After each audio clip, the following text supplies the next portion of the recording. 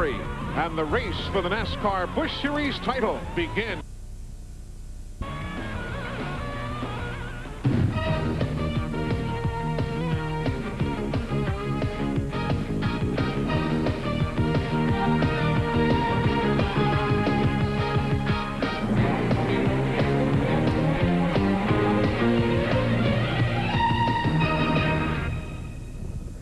Temperatures are in the 70s, but it's a very blustery afternoon here in the Sandhills region of North Carolina. Good afternoon, everyone. Welcome to the North Carolina Motor Speedway. I'm Eli Gold. A pleasure and an honor to be able to join you here on TNN Motorsports for NASCAR coverage here in 1996. A very interesting storyline for you here today. Predictably, a good mix of Winston Cup and Busch Series qualifiers near the top of the racetrack today. But you take a look at a week ago, the Goodies 300 at Daytona. Three fellas who failed to qualify last week are in the top 10 here today. And only 0.4 of a second separate our pole sitter this afternoon from the 40th qualifier, Michael Rich. So just some of the storylines we'll follow this afternoon. But quickest of the lot, no surprise, Mark Martin. Alongside him, Randy Pemberton as they get set to fire up the engines. Mark Martin has just strapped himself into his familiar Winn-Dixie Ford. He's on the pole with a new qualifying record for this race, 150.952. Mark, can you hold off this stout field behind you today and win, go to victory lane? Well, I don't know. There's a lot of good cars, a lot of good teams and drivers, and it's really getting warm here today. It's going to be hot and slick out there. I don't know if, if we're really prepared for that or not. We'll just try to make the best of it. Okay, good luck this afternoon. Mark finished second here in the spring last year. You know who he finished second to? Well, he's the guy that's strapping in and standing by with Glenn Jarrett. Glenn? Well, thanks, Randy. You know, last year Chad Little won at Daytona and here at Rockingham in a Ford, but this year he's in a new Pontiac Grand Prix. Last week at Daytona, he drove that Pontiac Grand Prix to the front of the field, led, looked real competitive, but last year at this race, you embarrassed the field, man. Can you do that this year in this Pontiac? I don't know. That was one of those deals that just happens once in a lifetime, or that car was perfect for the day, but we have a strong car today. We qualified well, and I tell you, I think the John Deere car's got something for him today. It's just, can we put all those things together? We'll find out in about 197 laps. Well, best of luck to you, Chad. Thanks a lot. This John Deere Pontiac he feels today will truly run like a deer. Now, for more on pre-race, let's go down to Buddy Baker. Well, Glenn, I tell you, this is a tough field to make. There's some real surprises in the top 10, such as Buckshot Jones, qualified 6th. Stevie Reeves, he qualified in 8th spot. In 10th place, Jeff Purvis. Jeff Purvis hadn't run here in so long, he got lost coming to the racetrack. But some of the guys here that made the field paid the price on the second lap. Boy, they really did, buddy. If you watch Jason Keller, as he comes off turn 2, the car just got it hung out, really, trying to get that fast lap in. These 9-to-1s don't have a lot of horsepower, and so you got to run them loose. And then you look at Hillenberg coming off of turn 4, same thing, just had it up there, got it in the loose stuff, smacked the fence.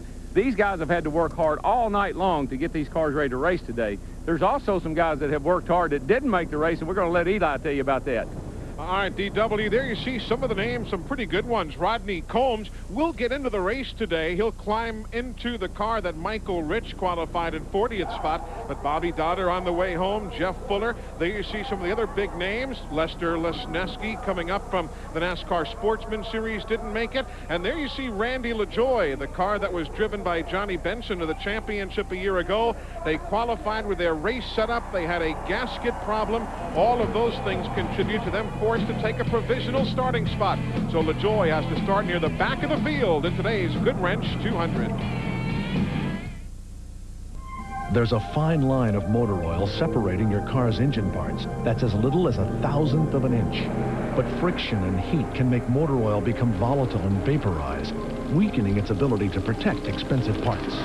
Texaco Haviland Formula 3 is formulated to control volatility, fight vaporization, and provide complete engine protection, no matter what you drive.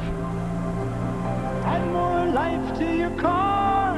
Take it to the star. When it comes to endurance racing, there's nothing like the Baja. 1,000 miles of dust, heat, and terrain so rough it can shake a truck to pieces, which makes the Baja the perfect place to prove just how tough the Duralast battery really is. So the next time you hit the open road, don't settle for anything less, because the battery that ran the Baja is the same Duralast battery you can depend on to start your truck, and it's the one we stock at AutoZone, the Duralast battery. power you can depend on. Maybe it's because their frames are welded instead of bolted. Or because their decks are stamped from a single piece of steel. Or maybe it's the fact that they have the highest resale value in the industry. Oh, hey, I always wanted one of these. Thanks. But the truth is, when people are asked what kind of lawn tractor they'd like as a gift, Happy birthday, Dad. most say the same thing. The man was an animal. Jeffrey? All through lunch, there's bacon flying this way, cheese flying that way. Hardee's introduces the ultimate bacon cheeseburger. He didn't just eat it, he attacked it. Sizzling bacon, melted Swiss and American cheese. It's all burger. All mine. So what'd you do then? Took him to a chick flick. That's some burger. Tonight, shopping. The new ultimate bacon cheeseburger from Hardee's. So what did you have for lunch today? Enjoy the ultimate omelet biscuit at breakfast tomorrow for just 99 cents.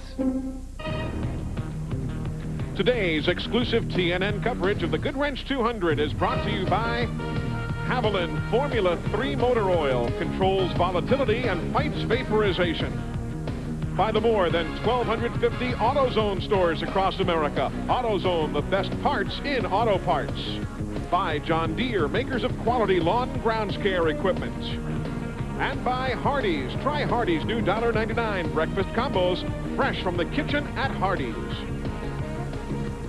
Welcome back to the North Carolina Motor Speedway. Let's take a look at the starting lineup for today's Goodwrench 200. Mark Martin, no surprise, he's on the pole with a brand new track qualifying record. One of the three Green brothers in the field, that's David Green. As we look back into the 42 starters here this afternoon, Chad Little, the defending winner, and Ricky Craven, who says he can win here this afternoon. Further back, you see Terry Labonte. Good qualifying effort for Buckshot Jones, Jason Keller, Stevie Reeves, and Darrell Waltrip. You know what some of these fellas have got to be feeling like here. I mean, experience we touched on. Let's face it, some just haven't the laps on this track that other guys do. It's always that way, Eli. There's a little change in the tires, and setup that you ran here last year may not be working that well this year. So it's always an unknown in every race that you come to at this racetrack. Mike McLaughlin there in the 34 car. Thought he had the car to beat last week in Daytona, but got caught up in an accident.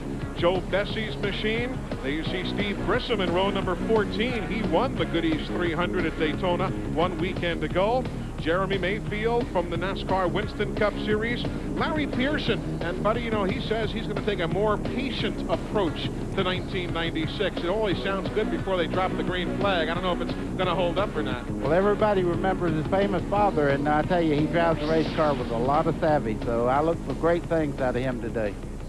Right now, we're going to take you around this racetrack from some of the in-car cameras. The Winn-Dixie machine, that's the Ford from Mark Martin. One camera that goes all the way around 360 degrees. You've got that camera mounted on the roof of the automobile, and this one will look out the back of the car so you can get a good idea, as everybody's going to be chasing Mark Martin today, at least at the get-go. He will carry an in-car camera series along with Joe Bessie, who will likewise as well. There you see Joe, part of that amalgamation between himself and the active racing team. He'll also have a camera on the roof and also one out to the passenger side of the automobile looking around. So we'll have some interesting views for you here today. Little quick splash of fuel for Randy LaJoie. Steve Bird is the crew chief there. And fellas, he said, the heck with qualifying. That we're going to qualify with our race setup. They had to take a provisional starting spot, but nevertheless, they are in the field. So we're set to go, the second of the NASCAR Busch Series races for 1996 under beautiful sunny skies here in Rockingham, North Carolina. Eli, they came in and topped that car off. People might ask why. Well, he might be able to go 2 or 3 extra laps under green if it stayed green a long time. And when you're starting back in 41st, 42nd position, absolutely nothing to lose. Atop the flag stand now, waiting to start the Goodwrench 200. Green flag is in the air. Mark Martin quickly through the gearbox. Let's see who can hang with him. For the moment, David Green just tucks in line, single file. You know, yeah, a lot of times the guys on the outside to try to make a deal with the guy on the inside to let him in, and I think that's probably what happens with Green and Chad Little there. Didn't last long. No, it didn't. Chad Little trying to squeeze to the inside there, nearly had the car come out beneath him. Mark Martin, the 12th Busch Series race he has led here at the Rock as he takes him back into turn number 1. If you're not familiar with this racetrack, 197 laps makes up the distance here today. That's 200 miles around a track that measures just a tick over a mile, 1.017. The banking in turns 1 and 2, 22 degrees. 25 degrees at the other end of the speedway. As you see, a pretty good scramble. Mid-pack now, Todd Bodine in the 81, working his way towards the 20th spot. That's back from 20th through 25th that you're looking at right now. Yeah, you know, we saw all this go on at Daytona, and we thought, well, it's restrictor plate racing. But it looks like these cars don't have plates on them today, and they're still right at it, side by side, where they left off at Daytona. Others trying to make their move towards the front. You've got Mike McLaughlin working his way forward. There you see others trying to just pick their way around this racetrack. It looks relatively benign, but, you know, guys can spin on this racetrack, DW. Well, the deal here is that they practiced this morning, as you heard Mark allude to earlier. A little cool, a little overcast. Now we got 75-degree temperature, and the track goes through a dramatic change when the temperature comes up that much. 75 car, Doug Hevron. The 9 is Joe Bessie as they battle middle of the field for 23rd and 24th. That's Michael Waltrip in the M&W Wonder car, making it 3 wide down the front straightaway. You know what I like about that, Mike? Buddy, he told me, he said, I got to take care of my equipment. I tore my car up there at Daytona, and I got to get through this race. He's driving like he's going to take care of it. Everybody's sorting themselves out among the top 20, but from 25th on back, as we looked at that battle from Joe Bessie's car, you've got the Lux machine with problems on the backstretch. One car spins, and we are under caution. That's the number 72 machine from Mike Dillon, who spun coming out of turn number 2, and the machine that won here a year ago, or actually last October, more appropriately, at the North Carolina Motor Speedway. So caution for the first time today, coming out on lap number 5, as young Mike Dillon spins off the turn. Mark Martin, the race leader. He has been unchallenged since the get-go. 5 of 197 laps complete here at the Rock. Enter the Performance Zone with Split-Fire Performance V spark plugs. You get your passing gear, you're gone. The difference in gas mileage has been fantastic. Split-Fire Performance V spark plugs mean better performance, more horsepower, and better mileage. So say the experts and the people who use them. They're the best plugs I ever put in my car. Enter the Performance Zone only with Split-Fire Performance Vs, guaranteed. When I got rid of my gray hair, I wanted a natural look, so I didn't take any chances. I used the sure thing for a natural look called Just for Men. Apply Just for Men, and in 5 minutes, rinse. It's specially timed to blend away gray, bring back your natural look, and condition hair. It's a sure thing. Just for Men, the sure thing for a natural look. And now try Just for Men Color Gel for the hard-to-color hair of mustaches and beards. Brush in, rinse out. Just 5 minutes. Excuse me? That's better. Excuse me? That's better. Excuse me?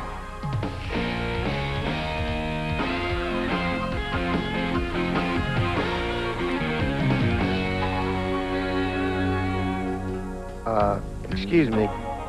Nothing better than a steak from Winn-Dixie. Clean is my business. So when I'm on the road, Super 8's my motel. Clean carpets, clean seats, clean. Clean inside and out. Life's great at Super 8. NASCAR fans, sail with the Winston Cup Stars December 9th through 13th on the 2nd annual NASCAR Family Cruise to benefit the Winston Cup Racing Wives Auxiliary. Enjoy NASCAR festivities, parties, and activities, plus stops in the Bahamas. Call now for 5 days and 4 nights on the Big Red Boat, leaving December 9th. Getting back to go green here at the North Carolina Motor Speedway. Quick look at why we have this caution flag as Mike Dillon came out of the corner, and the car just came around on him. Young man who happens to be the son-in-law of one Richard Childress as we get set to go back to green here. It'll be 8 laps complete. Hermie Sadler is still on pit road. He's been in and out a couple of times now. The hood is up on his DeWalt Tools car. We'll get an update shortly as we go back to green. Single file restart, and Mark Martin again just leads him back to turn number 1. Yeah, that's not a good sign for the competition when a guy can get that big a jump on a start like that. That means he's got a lot of power, and obviously he's putting it down to the racetrack. If you are a Hermie Sadler fan, he has lost a lap now, but the car back on the racetrack while you see the leaders working back towards start-finish. I think worse than that, Eli, he's lost the cylinder, so he's going to lose a lot of laps, I think. Tough way for the season to open up for young Hermie Sadler as the leaders now swing by him. There you see the running order among the top handful. And there Sadler goes another lap in arrears, car number 1. But look at the edge that Mark Martin's already pulled up. And look at this scramble for position back at around 14th to 15th position. Yeah. There you see Bessie. Hillenberg ahead of him on the right. The left is Tim Fedowa. You see Hillenberg there, he was very careful not to get over in the line there. We're going to have trouble in turn 1. Cars go up into the corner. Caution is on the speedway for the second time this afternoon as Randy Porter, the young driver from Greenville, South Carolina, has the car come around on him. So caution for the second time at lap number 11. So a rather sluggish start to the Goodwrench 200. Why, fellas, can a car just come around on you that quickly here? Well, it's like you said earlier. I'm sorry, buddy. Go ahead. You ought to might have a better analogy. You've done the same thing yesterday. You can tell us firsthand. DW backed his and left of the straightaway yesterday. I was going to tell you, first-hand experience off of 2 over there particularly. It's just a little slick. There's a patch over there on the racetrack. There you see Porter's car just breaking loose and impacting the wall, and we are under caution for the second time. We'll take a look at it again, see if we can get a better idea if maybe he had some help or if the car just went by itself. Post-quarters racing, well, tough to tell. I'm going to bet on help myself. They were awful close together. So 2 quick cautions here in the first dozen laps of the Goodwrench 200. Mark Martin has been the man to touch so far. He has led from the opening green as we are live on TNN from the Rock. I don't need some fancy cologne to tell me I'm a man. I use Skin Bracer. It smells great, but it also cools and tones my skin. Confidence is very sexy. Don't you think? Original and cooling blue. By Menon. Leave it to Peerless Faucet to create a shower so smart, it can not only sense when a toilet has been flushed, it can also adjust the water temperature accordingly. Scald Guard technology by Peerless. Get more out of your faucet than just water. Where does Napa keep over 200,000 different parts? Right up here. Now remember, your belt tension on this is critical. What kind of car is it? Well, I'll sell you all the struts you want, but I wouldn't recommend putting them in without the right tools. I'm sure we have it. Okay, is it a 77 or a 78? Because they changed the carburetor in 78. Actually, that's not a stupid question at all. I know what it used to be. You don't stay at Napa long handing out the wrong answers, and I'm not planning on going anywhere. Keep America running. Today's exclusive TNN coverage of the Goodwrench 200 is brought to you by Napa Auto Parts. At Napa, we keep America running. And by Peerless Faucet. Get more out of your faucet than just water. Taking a look at the AutoZone race analysis brought to you by the more than 1,250 AutoZone stores across America. AutoZone, the best parts in auto parts. There you see all the numbers pertinent. As we mentioned, 197 laps here and 45 miles an hour, the pit road speed. For those of you who might be new to our sport, of course, these cars don't have speedometers. You really have to pay attention to your tachometer. Yeah, that's what you do. You gear the car and you know what it's supposed to turn, and you don't really worry about if you get the RPMs, you'll have the speed. Yeah, you just go around on a parade lap. They get the thing to what they call pit road speed. You look over in second gear, it might be 4,000, and it might be whatever. An overhead look at the North Carolina Motor Speedway as the field is working under caution for the second time here this afternoon. Randy Porter having spun his car moments ago in turn number 1. What's that on the low side of the racetrack? Well, this is over in turn 2. You asked what caused the car just to spin out. This little patch right here is a patch of concrete, and when you hit that, you lose. It's just a little bit different texture than the asphalt is, and you can lose control of the car right there. A lot of guys fight that spot right there. Darrell, is that what you told your car owner yesterday? The reason I pointed that out is because I spun out on that little patch. It can well happen. Happened to a lot of fellows yesterday. Mike Laughlin Jr., he had a problem, spun out. You showed earlier the Keller and Hillenberg spin, so it's not something that is just reserved for a couple or few. A lot of guys have had little handling problems trying to dial their race cars in. You know, Jeff Fuller was at the top 10 in points and everything. In the first lap of qualifying, he drove down into turn 3, got a little bit high, hit the wall extremely hard, missed the race here. That's a terrible break for that guy. Yeah, another guy that missed the show, too, is Tony Stewart. You know, the IndyCar USAC champion. I'm sure that's Harry Renier's car, and I'm sure they were really disappointed that they didn't make this race with Waddell Wilson and that whole crowd. Well, Darrell, they didn't get the test, and as you know, at this racetrack, it really is important to come down here and set your car up before you get here because you don't have that much time to practice. If you're curious about the Hermie Sadler situation, there is a report, Glenn Jarrett, that the problems might still be continuing for that team. Well, Eli, we first got a report that he had lost a cylinder. Then his people came and told us that the plug wire, number 8 plug wire, was off of it. The reason that he had lost a cylinder, they say they got it fixed. Now Kevin LePage, car number 71, reports he's got oil all over the front of his car. He thought it was coming from Hermie's car. That came as a big surprise to Hermie's people. Also, Jeff Purvis, who started up in the top 10, he found his way to the racetrack okay here this morning. But Jeff is reporting an unusual popping sound coming from his car. No loss of power yet, but his crew's keeping an eye on it. They hope that it's nothing serious, maybe just an exhaust leak, but they're a little confused right now. Well, we'll find out as we're about set to go back to green. Hermie Sadler, the only car not on the lead lap. He finished third here back in 1994, so he knows his way around the track, but this doesn't look as though it's going to be his afternoon early. Green flag in the air, and we're back to green flag racing for Mark Martin, who again, look at him just rocket away from the field there in the first corner. Yeah, see, a lot of people say, oh, man, he's got a really trick transmission. He doesn't have a trick transmission. He got a trick motor is what he's got, and he's motoring right all the way. Another unsolicited testimonial right there. As Mark Martin leads the field, you've got David Green running in the second spot, the green and yellow colors.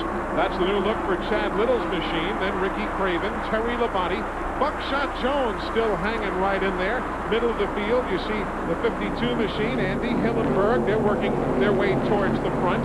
Everybody trying to vie for a little old piece of real estate right now here in the early going. Well, we got a grocery cart leading. We got a Cat running second, a Caterpillar running second. We got a John Deere running third. That's quite an interesting lineup. It is, and here comes the DuPont colors near the front trying to take a spot away, but we're seeing a good three-wide battle now. Off turn number 4, you've got Jeff Green in car number 3, the 63 for Curtis Markham. Everybody else trying to work their way through. Todd Bodine is there as well, as we're still in the early stages. Just 18 laps complete here at the North Carolina Motor Speedway. I tell you, Hillenberg's holding everybody up. That car's crashed pretty badly qualifying, as we noted, and he's just really trying to get out of people's way, and he's up on the high side, but he's causing a lot of problems. You see Randy LaJoy there. He started dead last. You see him working up through the field. Apparently, they did the right thing for setting this car up for the race because they're really flying around the racetrack.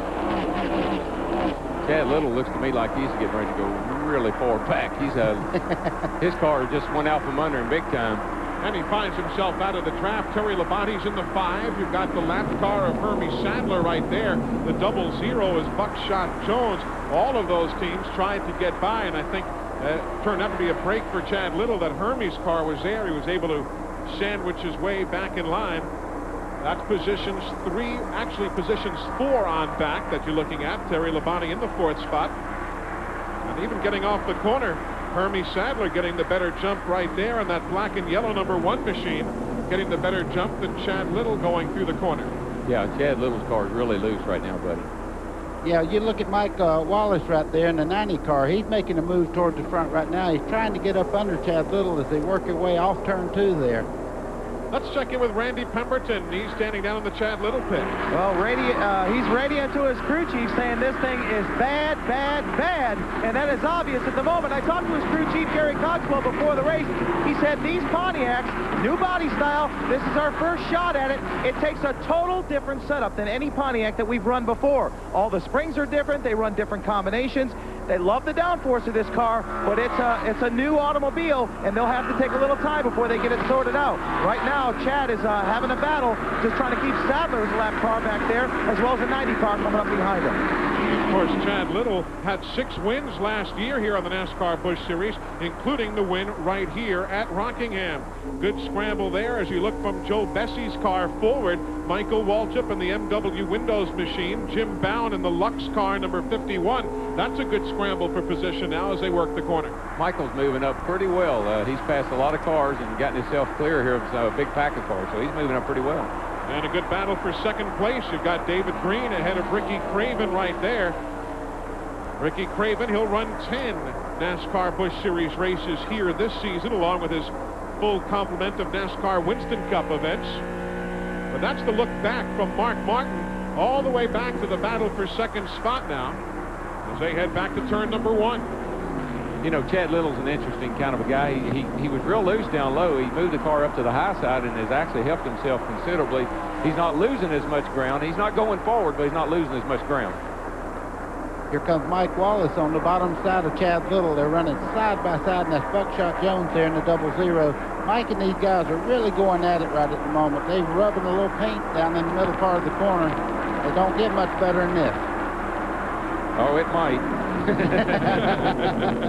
It might get better than this. We saw a heck of a finish here last year, buddy, and it was the best race I think I'd ever seen.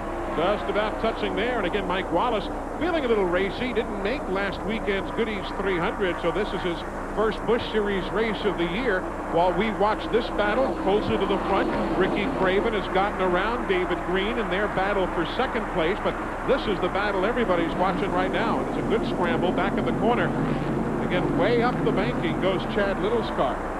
Yeah, and you notice that the 57 car there has moved in. Jason Keller, he's moved into the fray now. We're going to have some real scrambling going on here for this position.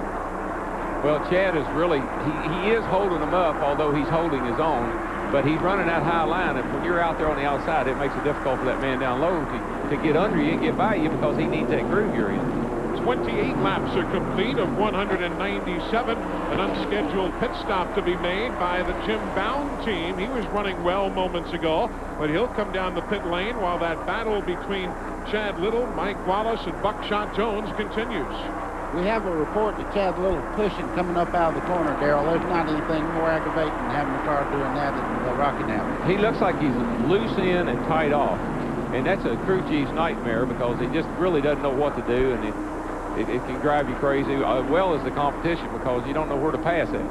Well, Mike Wallace takes advantage in the black and blue machine. He'll get by. Buckshot Jones also doing well, the young driver from Monticello, Georgia, in the 00, not putting himself in a position in which he'd be uncomfortable. He hasn't collapsed on this track that other fellas do, and he's just biding his time for the time being. And the 44 car that's right in the picture there, that's Bobby Labonte. This car is extremely fast. You see him trying to get that lower line, but you don't take that gamble going in the corner here. If you don't know they see you, you better not stick that nose in there because they'll really wrap you getting in the corner. We're watching the battle from position 4th on back.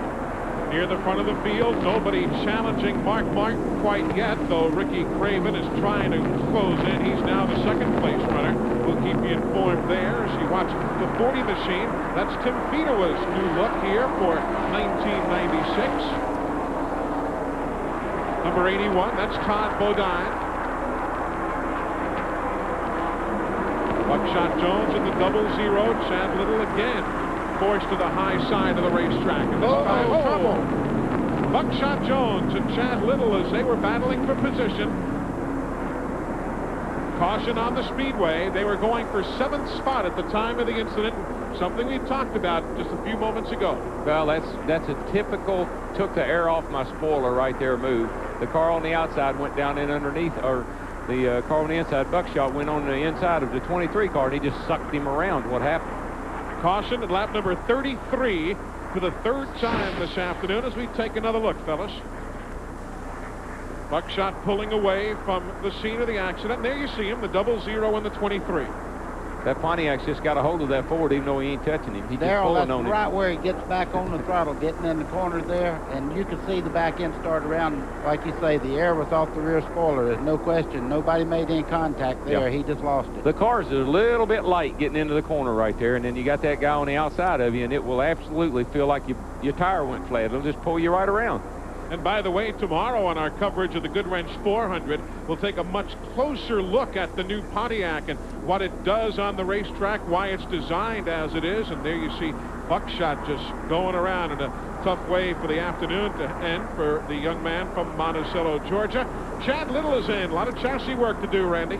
Well, no question about it, Eli. His crew chief is going to go ahead and stick a rubber in the right front. That means wedge a rubber in the right front spring. That's supposed to help that pushing condition he's got coming off the corners. While they're in the pits, they're going to change 4 tires on the John Deere Pontiac. Right side tires are down. A couple of other guys blowing by on pit road. Activity, not too much as we see on pit road. Left side tires coming off of the John Deere Pontiac. Left side's now going on. 2 guys pitting in front of him as well. The 52 car and the 3 car. So there goes Chad Little. Got Chad Little pulling away. Andy Hillenberg has been in. Jeff Green has been in. Also, Tim Fedewa stopped for Dennis Setzer. Buckshot Jones has made it around to pit road. So has Doug Hebron. Pit stops under caution. Lap 35. This is the story of the man in black, and the Goodwrench team keeps his car on track. You know their secret's consistency. It's all in the list. And if it takes all night, they'll get it done right. Turn to your GM Goodwrench service team for consistency and attention to detail. Their tools, training, equipment, and genuine GM parts let you run with the winners. To build the perfect ride, use a checklist as your guide. And always keep the customer satisfied. You see the NASCAR fan that is really committed. They'll be sitting in the grandstands probably at 7 o'clock in the morning, even if it's pouring down raining. They'll drive 6 hours to meet you for 2 minutes. Well, the word I think that sticks out in my mind is loyal. When they go to the grocery store, you know, they look for the products that sponsor race cars. Loyalty is what a NASCAR fan is all about. NASCAR fans, it's true. You're the best in all of sports. Hey, I'm Tom Wopat. Great shows every night this week on Primetime Country. Paul Overstreet, Dale Jarrett, Dan Seal, Jerry Clower, the Osborne Brothers, and a whole lot more. Be there. Primetime Country, weeknights on TNN, the Nashville Network. By now, everyone knows that Marine Surplus has just about any part or accessory for your boat, no matter how big or small. And everyone knows that Marine Surplus has over 21,000 square feet of boating supplies in stock. But did you know that Marine Surplus has been in business for over 10 years, and in that time has acquired a knowledgeable, experienced staff who can help you find just what you're looking for, or provide tips on making installation easier. So when you're looking for a part and maybe some helpful advice, think of the friendly people at Marine Surplus. My family depends on me, and when it comes to keeping the van up and running, I depend on Bill Graham Ford. They understand that my time is valuable, so they don't keep me waiting. When I schedule a service appointment with Bill Graham Ford, I know that I'll be taken care of promptly, and that my van will be ready when they say, with no unexpected surprises. My family trusts that I'll be there for them, and I trust Bill Graham Ford. Bill Graham Ford, great deals, great service, and great people. We are going back to green. Lap number 38 up on the board of 197 here at the North Carolina Motor Speedway in Rockingham. Glad you're with us for the Goodwrench 200 here on TNN Motorsports. Mark Martin continues to lead. Let's see now what Ricky Craven can do, not having to deal with traffic. He's got a good clean shot at the race leader as they head back up into turns 3 and 4. It'll be interesting to see if he looked like he may have been closing a little bit there with that caution. So I tell you, David Green's doing a really good job in that 95 Cat car, too. He's been right there in 3rd place and running a good, smooth race. He is in 3rd spot. That car, a lot of folks don't know, was the very first car to cross the finish line at the new Las Vegas Motor Speedway. They're building it with all that Caterpillar equipment. They took the car out there the other day, and for your basic photo opportunity, pushed it across the finish line as we have a good battle for the lead. Ricky Craven in the 2 machine blowing right by Mark Martin here at the start-finish line to the first lead change of the afternoon. The young man's pretty stout right there. Well, he really is. And if you want to beat Mark Martin, just pass him. I know you guys. That, ladies and gentlemen, was Darrell Einstein. You're going to say, what does that mean? Well, Mark is a good racer, and he can sit out there and lead the race all day long. But if you get to racing with him, sometimes that's how you got to get up there and pass him to beat him. Is that common discussion in the garage area? I mean, do the guys know the styles and the personalities of everybody else not well? Well, if you just recall here last year, Mark was leading the race, and a couple of cars got up there and roughed him up a little bit, and the next thing you know, he finished 7th or 8th. That's just kind of Mark's style. Interesting. One car spins on the back straightaway as we're under caution. Chad Little, he has the 55 machine spinning along with, and a host of other cars. Multi-car problem on the back straightaway, and at lap number 41, we are under caution yet again. It looked as though maybe Chad was the first machine to break loose. There you see, though, the 50 car that Jimmy Kitchens is driving, young man from Birmingham, Alabama. He was involved, and we are under caution yet again. So this race having a multitude of problems in the first 40 laps. I noticed Dennis Setzer was also involved in that. He drove away. He's got a little bit of damage to the a lot of damage to the left front of the race car on the Lipton car there. Yeah, he does. Chad was just, his chassis was way off, and they tried to patch it up, but I think they must have made it worse. Let's see if we can get a good idea, fellas, as to what happened here. There's the beginning. One car, that was Chad Little. The 23 was already loose at that point. And here you see everybody else trying to do what they can to avoid. Yeah, it's really narrow back there, and if anybody slows down at all, bam, boy, that's a hard lick. That's a narrow back straightaway. When there's an accident, everybody gets sucked up in it. And Chad Little at this point taking the John Deere machine back around to the attention of the crew, while other teams elect to make pit stops here at lap number 42. Well, Chad Little's going to be wondering what a difference a year makes after totally dominating this race a year ago. He led 177 of the 197 laps a year ago. That's Jimmy Kitchens, obviously okay. Young driver from Birmingham, who actually tested for Derek Cope a year ago. As now we see pit stops taking place. Let's go down to Glenn Jarrett. Well, Chad Little has just brought his Pontiac in. It doesn't really look like a Pontiac anymore, Eli. I don't know what it looks like. But several of the lead cars, Mark Martin, Ricky Craven, they have all elected to stay out for one more caution. So they're going to roll the dice and think that there will be another caution. So the first 5 or 6 cars in the running order are not going to pit. And let's go down to Randy now. He is in Chad Little's pits. Well, they came in and tried to do a little cosmetic work on the car. It didn't look like they bent anything up underneath the chassis on Chad's car, but correct one thing I said prior to that on a pit stop. He put a rubber in the right front as well as the right rear, and Darrell documented that's the way to fix the pushing loose condition that he had. It was pushing coming off, but evidently it didn't get it enough. Chad went around, but they've got some work to do for the defending race champion. And that is the man who is leading right there. The DuPont colors for Ricky Craven, while Dennis Setzer is in for a spot of tea here at Rockingham.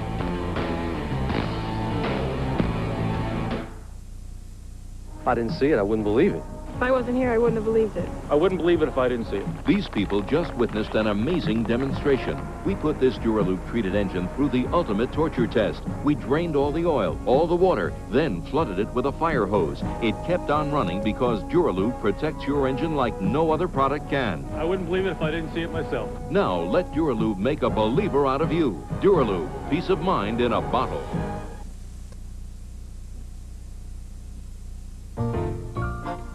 I've seen every card there is. Thousands of cards.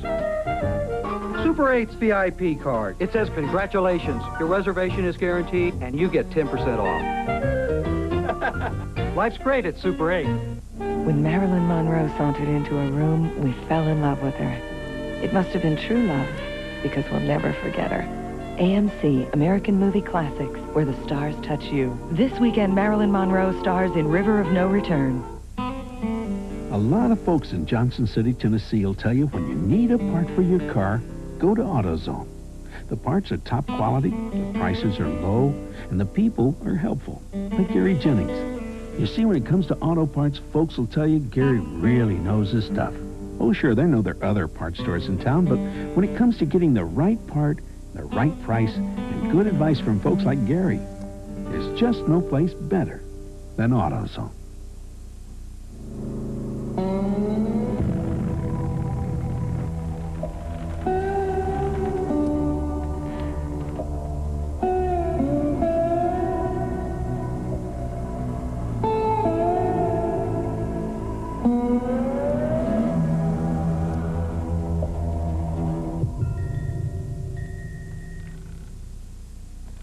cruising spirit lives. Royal Star by Yamaha. Today's exclusive TNN coverage of the Goodwrench 200 is brought to you by the more than 1,250 AutoZone stores across America. AutoZone, the best parts in auto parts. And by Royal Star by Yamaha, the cruising spirit lives. A magnificent day here in the Sandhills of North Carolina, and a great overhead view brought to you by the fine folks at Steel, bringing you all of the helicopter shots today. Steel, powerful, easy to use, and durable, qualities you can depend on in Steel territory.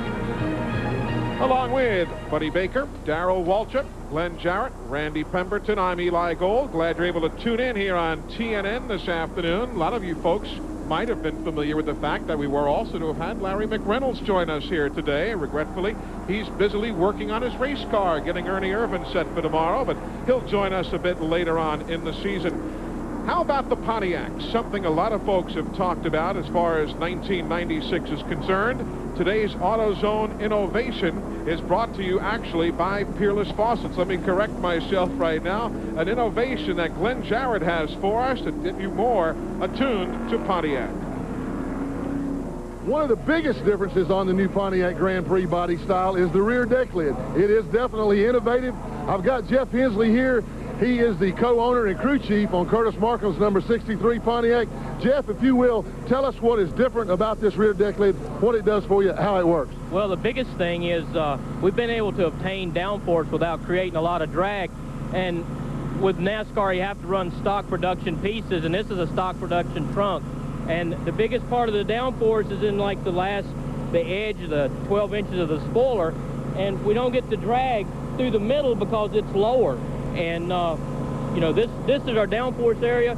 This is our straightaway speed for, you know, for not having to drag because it's down, but yet it fits the stock production trunk. Interesting look at the back of those Pontiacs. We check in on pit road with Glenn Jarrett. Hey, guys, we got a major traffic jam down here. Chad Little pulled his car in behind the wall. You can see him dropping it down right now. Just at the same time, the ambulance brought Jimmy Kitchens in here for a perfunctory checkup. He's okay. The ambulance cannot get into the ambulance to the care center area. Chad has got his car down now. They're going to back the ambulance up. Jimmy got out of the ambulance a while ago, started to walk away. Rescue guy says, no, man, you got to ride the ambulance in there. So they put him back in there. He's okay, folks, but now I think we're going to get the ambulance in there. Let's go to Randy. Well, I checked the suspension pieces on the 23 car. They look fairly straight. Even the truck arms on the back look straight. He did rupture the radiator. A lot of cosmetic damage to the John Deere Pontiac. They've got plenty of work to do if this guy's going to come back from this one here today and get a decent finish, as he has to get as many points as he can en route to a first championship in the Busch Series. So the field getting the 1 to go signal now as some last pit stops take place. Larry Pearson has been on pit road. That's Dennis Setzer's car, the red and yellow machine you see coming back off. Others who have made some good moves towards the front, Mike McLaughlin, he's running in the 9th spot now in car number 34, a good run for him. Others who have made their way towards the front include Steve Grissom in car number 29. He was back in 28th position, now being posted in the 10th spot, so Grissom who had himself a fine Saturday a week ago. Interesting to see exactly how stout that car would have been last Saturday without Jimmy Spencer's drafting help. Part of racing, certainly, but interesting what he's got under the hood. Yeah, well, you know, anytime you're sitting out there like Dale was, Jarrett, you're a sitting duck, and I think that's what Steve said. And I believe with any help at all, Steve would have caught him. So I don't think that was a real big factor. Would like to make note that there are 3 greens in the race today, Jeff, Mark, and David. Right. And I think, check this, but I think it's the first time we've had 3 brothers running the Busch Series in the same race in the ever, as far as I know. Yeah, actually, a couple of times before we've seen some big brothers. No, you got a third of the field in Winston Cup racing now. That's all related as we get back to green here at Rockingham, and the race lead is held by Ricky Craven. Good restart for him, but Mark Martin in the 60 right behind him. Mark led the first 38 laps here if you're just joining us along the way. You see Mark Martin making a move on the inside of Ricky Craven down the front straightaway. Mark is showing a lot of muscle right now. Craven was able to pass him just before the caution, but look at him go now. Mark is really on the move. Lap number 50 put the Winn-Dixie colors back in front here at Rockingham. See, Steve Mill called Mark and said, Mark, Darrell said that the way to beat you is to pass you. Mark said, well, watch this. Well, he is flexing those muscles again, so Mark Martin will show the way.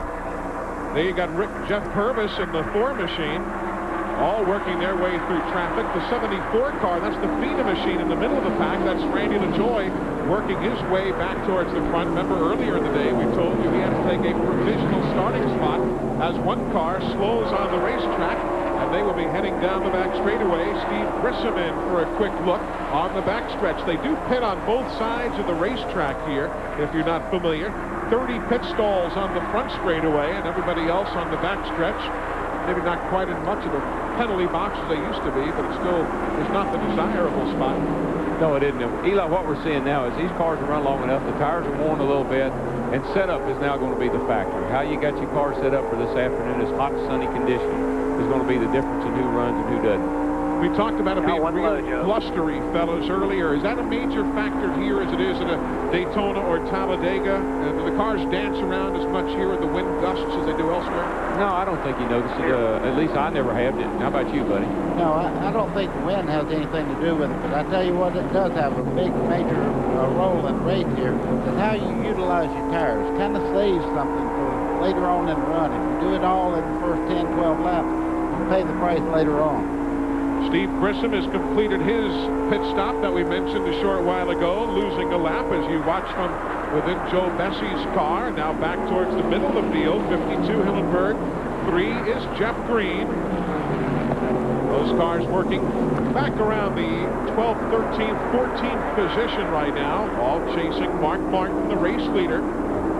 That's too bad for Grissom, because he's one of those kind of guys at a race like this that you don't even know he's in it until he gets down there about 25, 30 laps to go, and all of a sudden you look up and he's leading the race, and he may have just lost that strategy. He's going to have to go pretty hard to get back on the lead lap. Oh, David Pearson kind of style, wasn't it? As we have a good scramble again, working through the corner. Well, we know that Grissom's car is fast. We know he's got a great car, and so he could probably get back on the lead lap with a little luck. I think he must have had a flat tire. 25, working his way on the inside groove, Johnny Rumley. Working lap number 56 of 197 here in Rockingham. There you see Hillenberg, middle of the racetrack, having to yield to the 99 of Glenn Allen Jr. And I thought the interesting move there was a move that never happened in the 3 car. Jeff Green just waiting and watching and almost went, decided to hang on for a minute. That wasn't anything wrong with Joe Bessie's car going down the back straightaway. He run over some oil drop from the wreck prior to this, and it looked like the motor was giving up a little bit, but don't worry, all the fans for Joe Bessie, it was just oil drop on the back straightaway. You see Hillenberg in that red, white, and blue 52 car.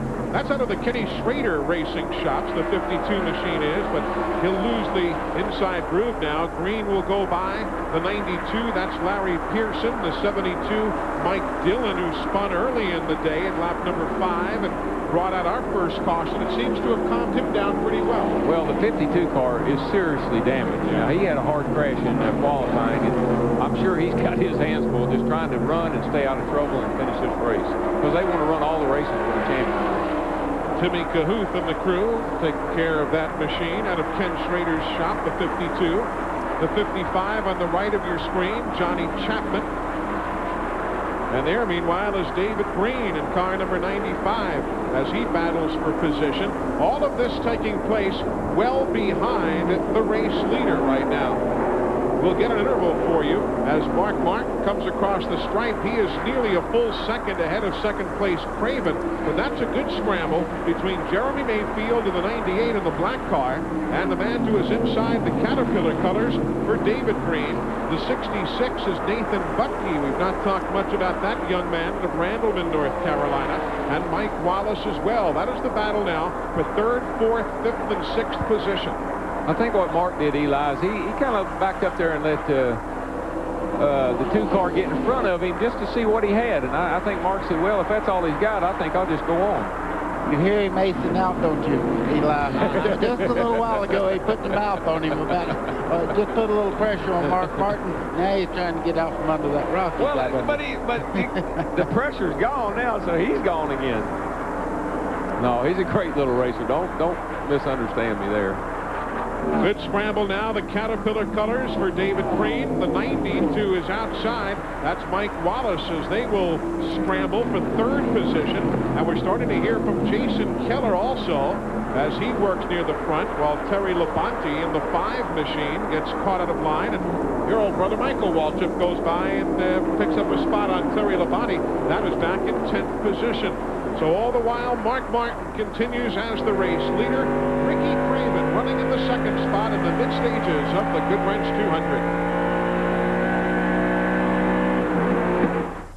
200. Extreme. Try strapping yourself in a 4,000-pound rocket.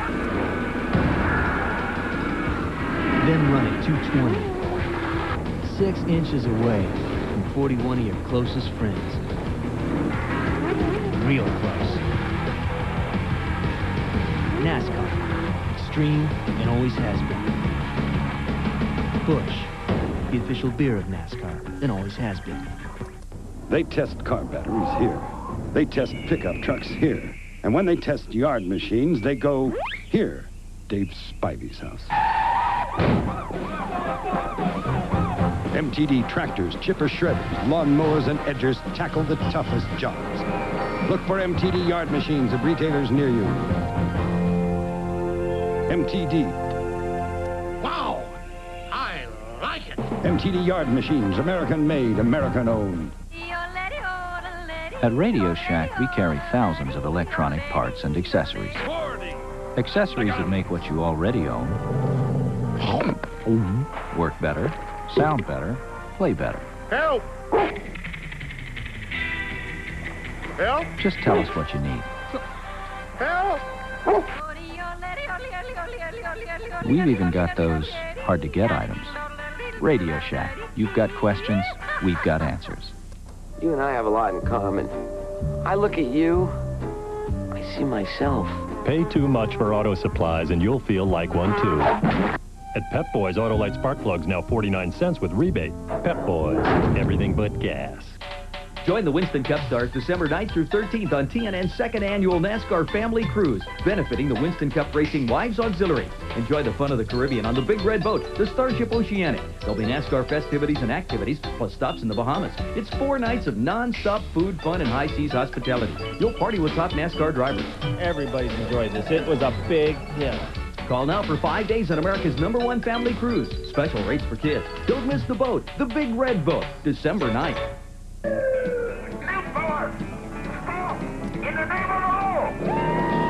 We got them surrounded.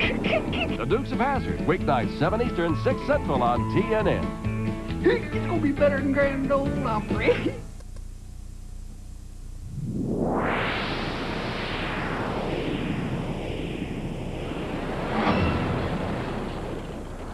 Welcome back to the North Carolina Motor Speedway in Rockingham, where Mark Martin in car number 60 continues to lead the Goodwrench 300. While you were away, Steve Grissom did get his lap back, so he is back on the lead lap. And we were talking about the strength in that car. You don't be surprised if he's a story before this afternoon is over.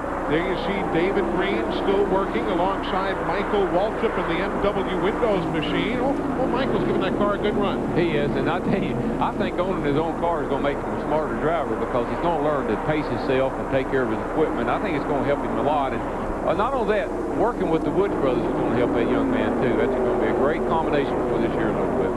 30 cars currently on the lead lap. A couple of lead changes among Mark Martin and Ricky Craven. 4 caution periods for 19 laps thus far. And there's an interesting story in the middle of the screen. That's Mike Wallace in the 90. To his immediate right, that will be Mike McLaughlin in car number 34. And McLaughlin started way back in the 20th spot. And there you see those 2 machines as they have worked themselves to the front. And McLaughlin now trying to get a piece of Michael Wallace there for the 3rd position. And talk about a guy who thought he had last weekend's car to beat, McLaughlin, who got caught up in a couple of accidents at Daytona. He said yesterday, hey, the car's as good again here this weekend. I tell you a guy that's really running well, too, is Dale Jarrett. Now, Michael caught him, and I thought it was going to go around him, and Dale looked like he said, no, Mike, I think I'll move on. And he opened up a big gap on himself and Michael. So Dale's running awful well right now, too. And Randy LaJoy also on the move as well. But as we watch McLaughlin, Mike Wallace all scrambling to the front. You've got Jason Keller in car number 57 right behind. Those teams running right now in 3rd, 4th, and 5th.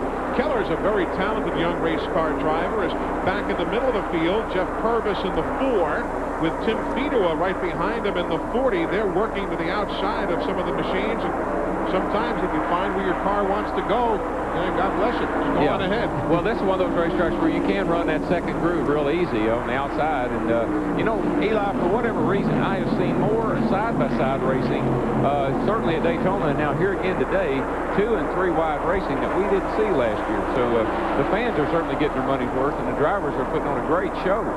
Stable race cars. There's LaJoy in the 74. Doug Hebron in the 75. That's the battle for 13th spot right now. And right behind them, a good scramble. Purvis and Fedua in the 4 and the 40. They are running for 15th and 16th position. I mean, look at that cluster of cars, and they're that way. It looks like Daytona all over again, and they're all grouped up there and just racing their hearts out. But Darrell, it looks like Goodyear has really brought a great tire here because you don't see anybody getting out of shape or anything. The cars are really running quite well out there. Well, I know at Daytona even, buddy, in the Winston Cup race and certainly on Saturday in the Busch race, the cars were so much more stable. I don't know if it's because of the tires, the aerodynamics, maybe the little bit slower speeds. I'm not sure what it is, but the cars are really, really stable. Jason Keller in the Slim Jim machine. Mike Wallace behind him, and there's your race leader, Mark Martin. He led the first 38 laps. He reassumed the lead at lap 50 and has led the last 27 here at Rockingham. This is the story of the man in black, and the Goodwrench team keeps his car on track. You know their secret's consistency. It's all in the list. And if it takes all night, they'll get it done right. Turn to your GM Goodwrench service team for consistency and attention to detail. Their tools, training, equipment, and genuine GM parts let you run with the winners. To build the perfect ride, use a checklist as your guide. And always keep the customer satisfied.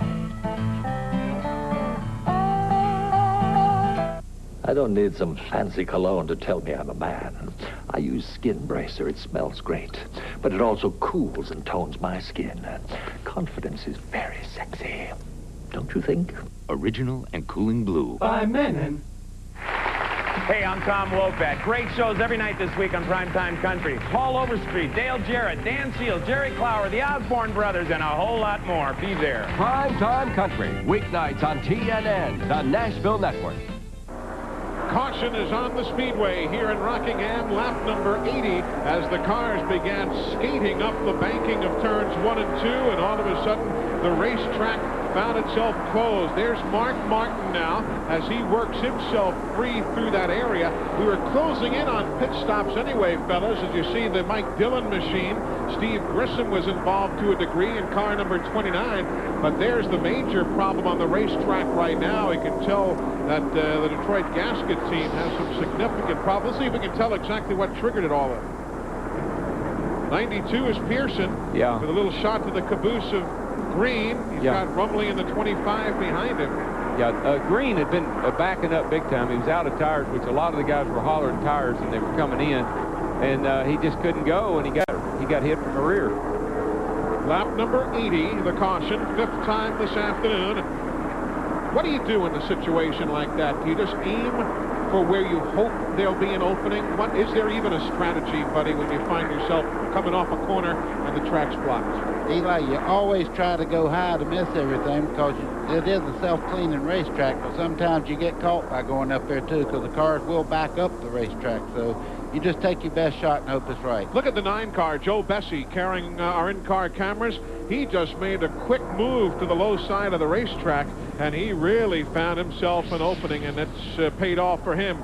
pit stops now. Most of these teams had hoped to go to lap 100, but they'll pit here at lap number 82. Let's go down to the pit stall of our race leader. Mark Martin is in front of Glenn Jarrett. Well, Eli, you're exactly right. Mark brings the Winn-Dixie Ford in. They're going to change 4 tires.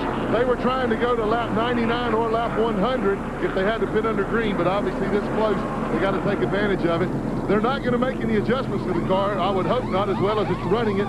Now let's go down to Randy, see where he is. Well, I'm with Jason Keller. He's pitting dead in front of Mark Martin. They just now finished up the right side tires. He was a good distance behind as Martin squeezes by back out of the racetrack, beating Ricky Craven. The left side tires now going on Keller's car. Steve Addington and the crew working very diligently. Little deliberate pit stop here for the 57 car, being beaten out by several contenders. But Jarrett. Well, Randy, back up at this end, David Green is still in. He's going for 4 tires. Dale Jarrett was in. He got 4. Ricky Craven got 4. He came out second. Craven wanted an adjustment. They did it with tire pressure. Dale Jarrett was reporting a tight condition, particularly coming off, so they made an adjustment on his car. We'll see what shakes out now, guys. So pit stops on both sides of this racetrack here at the Rock as everybody takes advantage of this, the 5th caution flag of the afternoon, a multi-car incident at lap number 81. Back to the Rock in a minute. And now the story that has all of America in its grip. Sir, did you call 1-800-WARMEST? No comment. Did you get a free Mississippi travel planner? This is a private home. Come on, dear. Okay, let's go to Ken on the scene. Thanks, Lisa. 60 Seconds has obtained a copy of the Mississippi Travel Planner. So far, it seems to be very factual. Mississippi is the birthplace of Elvis. It's got 26 miles of picture-perfect beach. Let's see, Las Vegas-style fun, Civil War battlefields, antebellum homes, hunting, fishing, golf. It all checks out. So you found nothing unusual? Well, Lisa, several things. The birthplace of the blues, the Catfish Museum, and most unusual, the International Checker Hall of Fame. Sir, wait. Is this a Mississippi travel planner? Yes, we just want to go someplace different. Well, there you have it. A normal American family calls 1-800-WARMEST and gets a free Mississippi travel planner and decides to go on a different vacation to Mississippi. Amazing. Any more information, Lisa? The only thing we can be certain of is the phone number, 1-800-WARMEST. You call it, you get a free Mississippi travel planner. It's really something. We'll have more on the shocking story in the next edition of 60 Seconds. NASCAR fans, sail with the Winston Cup Stars December 9th through 13th on the 2nd annual NASCAR Family Cruise to benefit the Winston Cup Racing Wives Auxiliary. Enjoy NASCAR festivities, parties, and activities, plus stops in the Bahamas. Call now for 5 days and 4 nights on the Big Red Boat, leaving December 9th. Selection, quality, and service. The 3 reasons to make Leeds your #1 stop for building supplies. Leeds offers a large selection of almost any type of building materials for any size project. Leeds' attention to quality is evident in everything from our competitive pricing to our customer satisfaction guarantee. Leeds' customer-focused service includes free estimates and free delivery from our fleet of trucks to both consumers and contractors alike. All you need is the idea. We'll do the rest. Leave all your building needs to Leeds. My family depends on me, and when it comes to keeping the van up and running, I depend on Bill Graham Ford. They understand that my time is valuable, so they don't keep me waiting. When I schedule a service appointment with Bill Graham Ford, I know that I'll be taken care of promptly, and that my van will be ready when they say, with no unexpected surprises. My family trusts that I'll be there for them, and I trust Bill Graham Ford. Bill Graham Ford. Great deals, great service, and great people. We are back at the Rock as Mark Martin has been the dominant car here, but we want to show you what it looked like from within his car, the accident that took place just a few moments ago to put us under caution. He woes it down in a hurry, doesn't he? Eli, what would you do right now? I would say thank you for letting the Red Sea part in front of me like that, and there we'll see exactly what you can add to it, DW. Okay, you got the 95 car, and he'd been slowing down big time. And he's right here, and you got Pearson back here, and Pearson is expecting the 95 to go, but the 95's having trays out of tires, obviously, and he can't go, and Pearson gasses his up and rams right into the back of the 95 car, gets him loose. When he does, he gets hung into him. They start spinning around, and here we go. Joe Bessie makes a great down low. He gets by. But here's another car getting by on the inside, which is about the best place you can go right now. And all of a sudden, here comes Mark. He got slowed down enough he didn't get in trouble. And there's old Joe Bessie. It was such a great move he made, but as he came down pit road, he had somebody else's tire get impaled into the front end of the automobile, and that's what the guys are working on right now, trying to remedy the nose of the Monte Carlo. He had a big old Goodyear Eagle just impaled there on the front of his car. Yeah, he had his spare in the wrong place. Well, Darrell, he has to fix that because it'll make the car push so bad if you don't have the downforce on the front of the car. Exactly. That's something you work real hard on these cars to keep the nose from pushing. So there's your race leader, Kevin LePage, right now, as we have a chance to bring you the AutoZone Tech Fact, brought to you by the more than 1,250 AutoZone stores across America, the best parts in auto parts. There's been a lot of excitement about the new Pontiac Grand Prix body style. It started over in the Winston Cup garage area, but here in the Busch garage area as well. Curtis Markham finished 5th at Daytona in a Pontiac last week, but the most impressive run was made by Chad Little. He roared from 30th starting position to lead the Goodies 300. Chad, what's good about this race car? It seems to be a well-balanced car. You know, we make some changes and it reacts to them. It's very comfortable to drive. You know, we unloaded off the trailer here for Rockingham, and it was good right off the bat. And a car that it feels like it's underneath you. It's secure, so you trust it a lot. Well, trust is one thing a driver must have, but they're excited about this new Pontiac. It can definitely be a factor this year. You guys have been in new cars in the past. Is there excitement and questions and apprehension all wrapped up into a new model? Race drivers just like something different. And that's the whole thing. That gets you all excited. You think you got something nobody else has got, but that thing looks like a 58 Chevy to me. I don't know what looks like anybody else. All right, set to go back to green. The 71 of Kevin LePage is the leader. Now remember, he pitted back in lap number 34. He was one of a handful of teams that came in at the 34th lap, so he's on a different sequence. He also has 15-lap older tires now than the others do. Yeah, don't forget one thing. That car was fast here last fall. He come from way back, and I don't know if he ever led the race or not, but he got to the front in a hurry. He'll work now, trying to keep everybody at bay. Mark Martin in the 60, right behind him. The 2 is Ricky Craven. The 60 and the 2 are the 2 machines who have led earlier in the day, if you're just tuning in. The 1 car ahead of the leaders is not on the lead lap. 3 wide down there, Eli. Woo. Close squeeze back middle of the field. Your car takes such a different feel once you put new tires on it. It might have been loose or might have been pushing. Oh, a little bobble for Mark Martin, but he got the lead. Man. That's earning it, though. I'll tell you what, he was sideways coming out of turn 4 just then. Mark Martin is not on a Sunday day cruise out here. He's having to work to get around this racetrack. 3 wide a second ago as we watch everybody else try and sort themselves out back towards the front. And the leaders will be bearing down on a lapped car while David Green works the inside groove. Well, I have a hard time watching this. Oh man. Joe Bessie almost got collected just then. Yep. This is one of those me races. Buddy, if you don't quit poking me in the side, I can't see. I can see only one turn at a time. Well, I tell you, 2 race car drivers watching a race is tough. You've got Joe Bessie. We're riding with him. Just ahead of him, Dennis Setzer in the Lipton T entry. Setzer's in all kind of trouble. He's got a damaged car, and there's really nowhere to get out of the way here because the bottom of the racetrack where you normally get out of the way and let people go is the preferred line around the racetrack. So there's nowhere to get out of the way. That's exactly right, buddy. Andy Hillenberg in the 52, giving everybody racing room to his inside as they work turns 1 and 2. Hillenberg's car still not quite right after problems in qualifying here yesterday that Darrell showed you at the very opening of our telecast. You know, Hermie Sadler got a lap back there on that crash. He passed Mark Martin and got a lap back. I don't know how many laps he was down, but he got one up back, and he's hanging with the lead pretty good right now. He is. He is now back behind the race leaders at this stage of the afternoon, so again has gone a lap down, but you're right. After the problems they had earlier in the number 1 machine, he's back running with a pace as good as Mark Martin and Ricky Craven. Here we go, 3 wide, turn 1. There you see Chad Little at the other end of the speedway as well. His car beaten and bruised. He's some 23 laps down after a stay behind the wall, but out there picking up whatever points he can. It's just the second race of a long, long schedule that takes us all the way to November in Homestead, Florida. Meanwhile, for the lead, Ricky Craven in car number 2. He'll reassume the top spot. He had the lead from lap 39 through 49, and he'll pick it up again here at lap number 95. So Ricky Craven showing the way here as he takes the top spot from Mark Martin.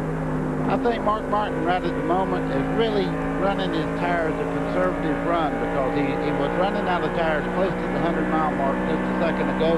I think right now he's just sitting right there, running fast enough, not abusing his tires. I think he has a lot more car than you're seeing right at the moment. Meanwhile, Glenn Jarrett, a heck of a job by that 2-bunch all weekend long.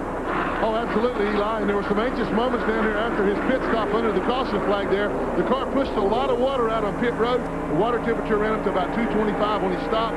They were real concerned he had a problem. It popped the overflow hose off. But his crew chief, Kevin Caldwell, told me they thought that maybe they had just overfilled it with water.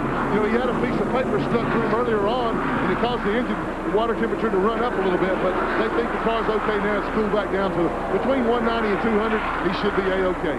Ken Wilson builds a pretty stout power plant also, and that's what Ricky's carrying with him. There you see the 34 machine, the Royal Oak colors for Mike McLaughlin. And right behind him, Dale Jarrett, the winner of the Daytona 500 a weekend ago, winner of the Busch Clash, and the man who could well have won the Goodies 300. John Irvin and the boys doing a super job getting the 32 car ready for Mr. Jarrett. Well, that's some fast company right there. Isn't it? I was just looking at Mike Waltrip there in the 12 car. He's following up this bunch of cars that are racing right here. But I got to tell you something. I think Michael Waltrip has one of the fastest cars out there. But the track position has just killed him all day. Yeah, he's pitting on the back straightaway, and he lost about 5. There was about 5 cars there he had passed before that caution came out. So he's got to take his time, and he'll be okay.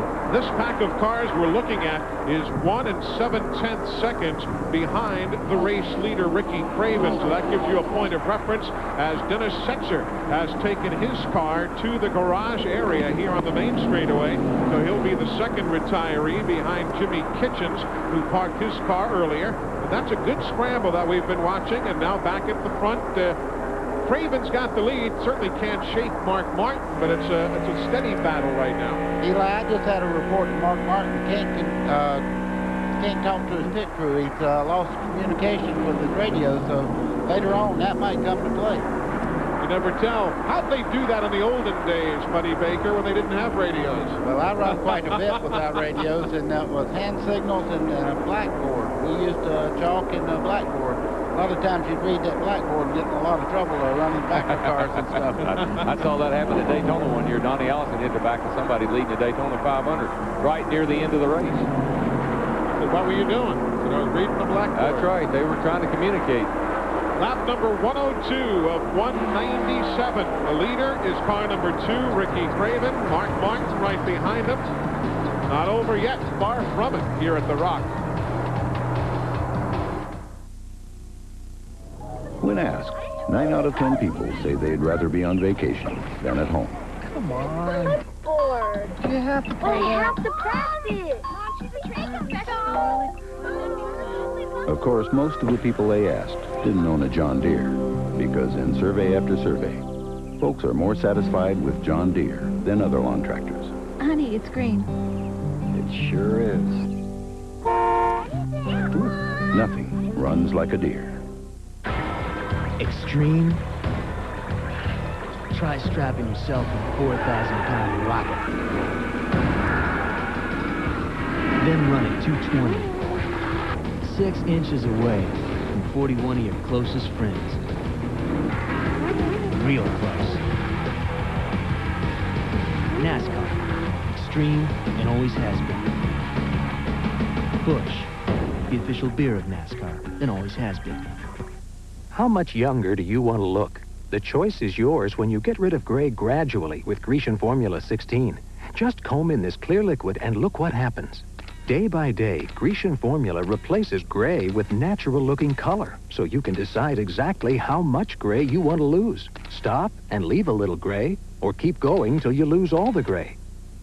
How much younger do you want to look? Grecian lets you decide. Liquid, cream, or convenient foam. We deliver great quality, time after time. Same with Super 8. Every room is comfortable. And roomy. Super 8. Super 8. Life's great at Super 8.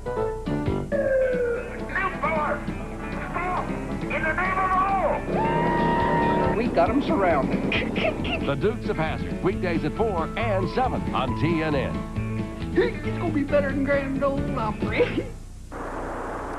Mark Martin, the new leader here, the Goodwrench 200. He has led 4 times today for 80 laps, made the power move going into the corner and blew by Ricky Craven just past the start-finish line. Let's take a look at exactly how he got the lead. I think it was kind of worrying Ricky to death there for a while. Yeah, I think he was just sitting there saying, I'm going to wear this boy's tires out, and then when I get ready to go, I'm just going to drop down underneath them off turn 4, swoop low down the front straightaway and carry it into turn 1. And reclaim what was already his.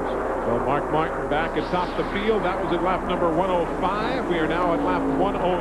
As you see the front two, I think a significant story is, though, that Dale Jarrett, you see him in 3rd as part of our Napa update, and he is beginning to close in on the racetrack among these front 2 cars. I think that might be what happened. I think Mark Martin might have looked in the mirror and saw Jarrett coming up and said, you know, I better check out of here because Dale Jarrett has been really running well in this car. This field standing update being brought to you by Napa Auto Parts. At Napa, we keep America running.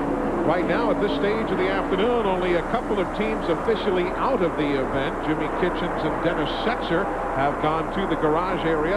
Larry Pearson is seemingly down just a bit out there. The car not getting around this racetrack as well as it was earlier. Of course, if you lose a cylinder in a 6-banger, it's a whole lot more noticeable than if you drop one in a Winston Cup car. Yeah, that's very true, yeah. Let's go to Randy Pemberton. Well, no problem with the engine for Pearson. When he showed up at Rockingham, he didn't even want to be here. He could not stand this racetrack. He just wanted to ride around, maybe get a 20th, and then come out of here with a good race car. That was not to be. They had plenty of damage on the right front, bent the upper and lower control arm on the right front. They tried to set the toe end. The caster's off on it, the camber's off on it. So Pearson's just going to ride it out. They did the best they could with it, but not to be for him today. They're going to have to wait to go on the Richmond. It's too bad. His last few finishes here, I can understand why he's not totally enamored with the place. He's finished 23rd, 21st, 35th, 32nd, 21st, and did not qualify. Those are the numbers here for Larry Pearson at this racetrack. Jason Keller in the 57, trying to draw alongside Mike Wallace and bring the 12, Michael Waltrip, along with him. Oh, Michael's running a steady race. Yeah, he is. Him and Mike Wallace, the 2 Mikes here, were having a heck of a battle, and Jason Keller slid by both of them, and Keller's going pretty quick right now. That's the battle for 7th place on the racetrack, behind the race leader, Mark Martin.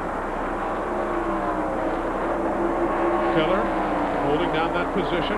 Now, that's a car that got, beat up a little bit there in qualifying, but he just tore the back of that car, kind of backed it up in the fence, and they were able to get it back in pretty good order, unlike the 52, who I'm surprised he's even out there. We've got Michael Waltrip, Mike Wallace, Todd Bodine next in line, and that scramble for position going back into the turn. All the while, the race lead still held by Mark Martin as we watch 6th place on back. At the front, Mark trying to pull away just a bit, 0.8 of a second now over 2nd place. 32, Jarrett is coming to the front. He's closing in on the 2 car right now as we speak, and I believe he's the fastest car out there, and I think he's going to be able to get up there and race mark in just a short order. Good look at the MW Windows entry for Michael Waltrip. His own operation. Yeah, he's excited about that. He's apprehensive and excited, and I kind of know how he feels. Yeah. As Darrell mentioned, that's the battle shaping up for 2nd now. Ricky Craven in the 2, and Dale Jarrett, a former Busch Series winner here at Rockingham. He is running now in 3rd spot. We're told he might be the quickest car on the racetrack. You can see why he's fast. He's running right on the white line. He's about a half car length lower than the rest of the cars are able to run in the middle part of the corner. So he's really hooked up, and Dale Jarrett's on the move towards the front. I say in the next 15-20 laps, you're going to see him racing for the lead. Plus, a while ago, before that caution came out, when Mark was starting to complain about his tires, Dale Jarrett was closing in on Mark at that time, like Dale's car might have been a little easier on tires. So I believe Dale's holding a trump card right now. Well, B, as the opening could be there. Craven, you saw him slip up the banking just the least little bit, and Dale Jarrett doesn't need any more of an invitation than that. No, Craven will let him go because he doesn't want to get himself in a position like what happened to Buckshot Jones earlier, where he could take them both out by being in the wrong place. So now the story is, can the man from whose car we are looking, Mark Martin, hold off a hard-charging Dale Jarrett? We'll find out when we come back to Rockingham in just a moment. I get here early to stock up on Texaco Haviland Formula 3 motor oil because it gives my engine complete protection. Me too. Michael Andretti. Texaco Haviland Formula 3 is formulated to control volatility and fight vaporization. And it's the same oil used by championship racing teams. Empty. Tough track, huh? Take it to the star. Enter the Performance Zone with Split-Fire Performance V spark plugs. You hit your passing gear, you're gone. Experts say Split-Fire Performance V spark plugs mean more horsepower and better mileage. The difference in gas mileage has been fantastic. Enter the Performance Zone only with Split-Fire Performance Vs, guaranteed. And now, with any Split-Fire purchase, get the best of NASCAR or NHRA for just $9.99. If you're trying to keep warm with a furnace over 15 years old, you must have money to burn. No? Luxair. A new Luxair high-performance gas furnace could save you up to 30% on your energy bills. Thanks to Luxair's high-efficiency technology, dependable, affordable comfort comes from Luxair. Warm by Luxair. Call your Luxair dealer and catch the NASCAR 99 Luxair Chevy in all the Busch Grand National Series races. You and I have a lot in common.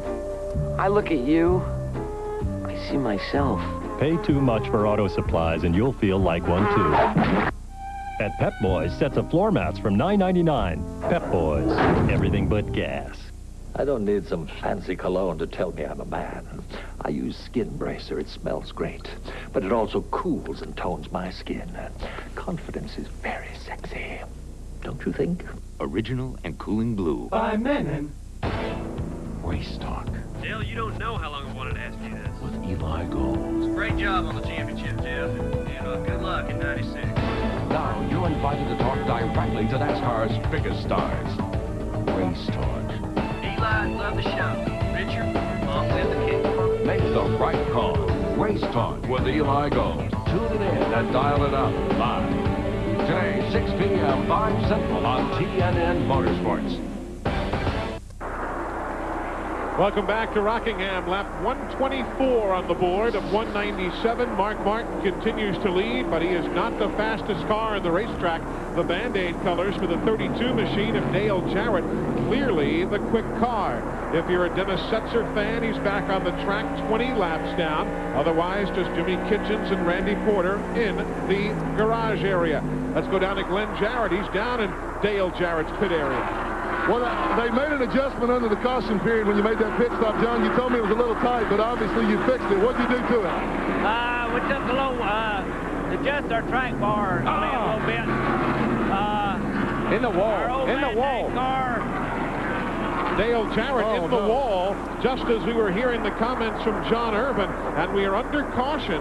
Caution at lap number 126. The man who was closing in to grab the lead here in Rockingham finds himself in the wall. Going by a lap car, and he got tagged just a teeny bit going in there, and up he went. He couldn't save it. The other car involved was the 02 machine that Michael Rich qualified. It was started by Rodney Combs, then Michael Rich aboard in that Lance East Carolina University machine.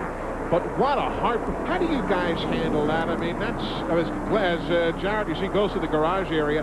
How in the world do you handle just that kind of instant, abject disappointment? Darrell goes to church a lot, and that's why. Yeah, you have to have a lot of faith, I'll tell you, to make it through and not really get mad about a situation like that. It's Joe Bessie that actually... Well, actually, the car even seemed to just break right loose. We'll have to take a look at it again. I don't know if Joe launched him or not. He did. I was looking dead at it, and he just barely nerfed him, but it's just so hard to get in that corner on the outside. Well, before we take a look at the incident again, let's cover pit stops. This will throw all the fuel and tire questions out the window, but the pressure's on the pit crews, Randy. You're exactly right, Eli, because there were a couple of guys out there that could go the distance. Mark Martin was not one of them. So if this thing went green, chances are he was not going to win this race. 6 rounds on the track bar Mark has asked for. So right side tires going around to the left. Pitting in front of him is the Slim Jim car, the 57 car of Jason Keller. The left sides are on for Mark. The Cat car pitting behind him. Mark with a great pit stop for these guys so far. Down and away, but he gets beat by Mike McLaughlin.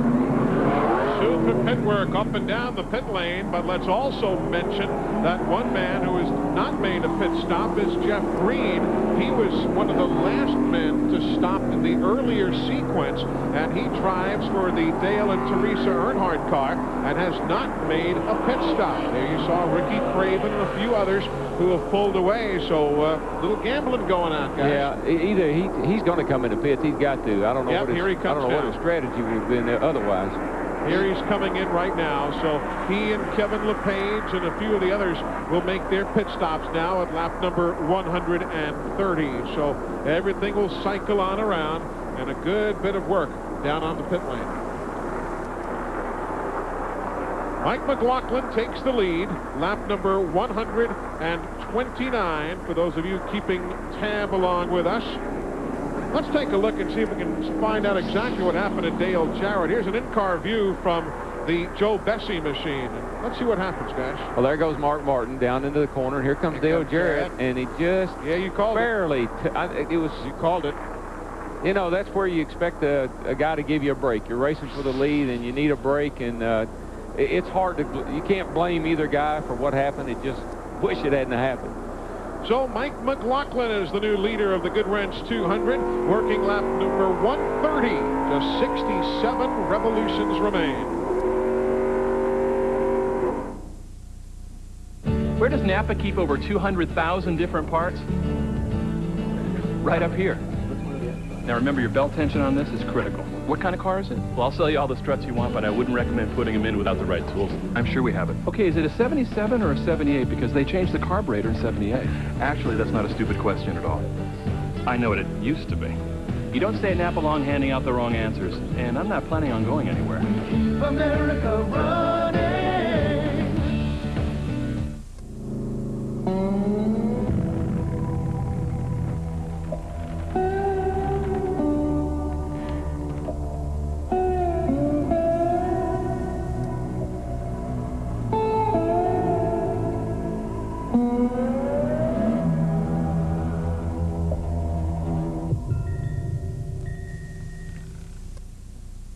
The cruising spirit lives. Royal Star by Yamaha. Today's exclusive TNN coverage of the Goodwrench 200 is brought to you by Napa Auto Parts. At Napa, we keep America running. And by Royal Star by Yamaha. The cruising spirit lives. A look from high above the North Carolina Motor Speedway. The fine folks at Steel bringing you today's terrific shots from the helicopter. Steel, makers of a full line of leaf blowers, trimmers, and the #1 selling brand of chainsaws worldwide. Let's take a look at the top 10 running order right now. During this caution period, Mike McLaughlin inheriting the lead. There you see the other top 10s. Michael Waltrip in 6th position. Jeff Purvis started 10th. That's where he's running. One name that's not there, Jason Keller. Remember, folks, he was 5th before the stop. He has come out onto the track 14th. We'll try and get an update if we can from down on the pit lane. But that's one man who has dropped from the scene as we look at the race leader, Mike McLaughlin. The field should get the 1 to go signal here in just a moment or so. Very talented young race car driver. Oh, I agree. And, you know, he beat Mark out of the pit because Mark and they worked on their car just a little bit. And it's not a lot. He had to adjust the track bar, but that's enough to slow you down. And that's how Mike beat him out of the pit. Mike's got a fast car. He won Dover, you know, and this is a track very similar to Dover, so wouldn't count him out. Don't forget, folks, join us tomorrow, 12 noon Eastern Time, right here at The Rock for coverage of the NASCAR Winston Cup Series, the Goodwrench 400. Terry Labonte on the Busch pole. Begins 12 noon right here on TNN Motorsports. It doesn't get any closer. Hope you can join us tomorrow afternoon. You know, by the same token, Eli, there's a car, the 60 car was leading the race. And, you know, Dale Jarrett was closing, but still Mark had the lead. he elected to work on that car. So it shows you that even though as good as he was, he could have been better, I guess, in his mind anyway. 7 lead changes among 4 drivers as we get set to go back to green. Mark Martin has led the most laps. He's led 4 times today for 101 laps, and we are wrapping up our 6th caution of the day. 32 laps have been under the yellow.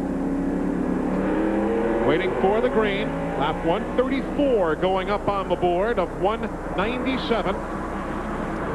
And on the restart now, the field heads back off into turn number 1. The leader is the 34 of McLaughlin. Other cars around him on the tail end of the lead lap. You're riding with Mark Martin there as they started off the corner there. Mark got a good start. I don't think McLaughlin got a great start on that restart. He's the second car on the left up there. And he's, you see Mark though, he's caught in behind lap traffic right at the moment.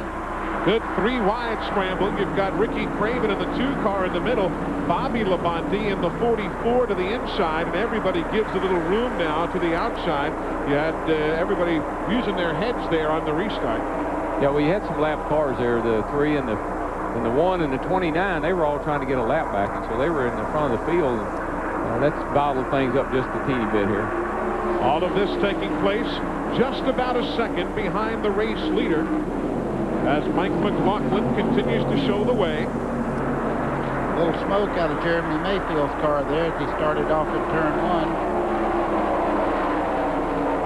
1. Down the back straightaway.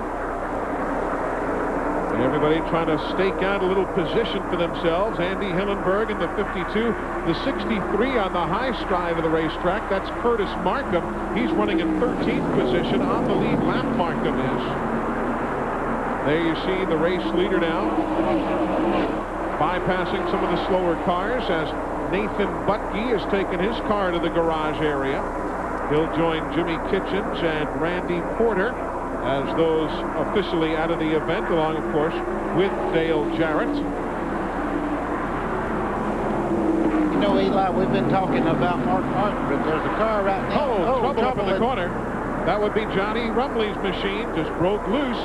And caution on the speedway yet again. 1, 2, 3 cars are going to get a lap back I was going to tell you, Randy LaJoy is running super good in 2nd place. And there you see some more spins off the corner as coming back to the stripe, Steve Grissom ahead of the race leader, Mike McLaughlin. And we are under caution. The car that first broke loose was back in 22nd position. That was the Johnny Rumley automobile. He was running a lap down. You see some of the cars that got pieces of it. There's Rumley's car with significant damage. Derek Cope's machine, number 26. Left side, left front damage most significantly. You're not going to get a pristine car out of Rockingham anyway. Probably not. And, you know, on these restarts, you get all grouped up again. And some guys' cars are handling good and some guys' cars aren't. And you get them all bunched up and somebody gets hit. So Mike McLaughlin is the race leader under caution here at the North Carolina Motor Speedway in Rockingham. 17 cars on the lead lap at lap 139. Maybe it's because their frames are welded instead of bolted. Or because their decks are stamped from a single piece of steel.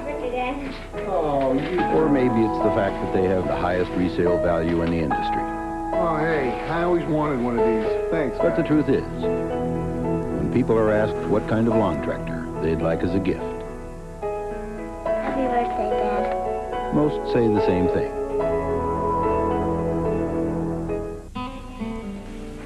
You know, a lot of people who work on their cars will only shop at AutoZone. They depend on us for the best quality parts and low prices every day. They come in, get what they need, and then get back to work. Because you see, they believe if you want the job done right, you do it yourself.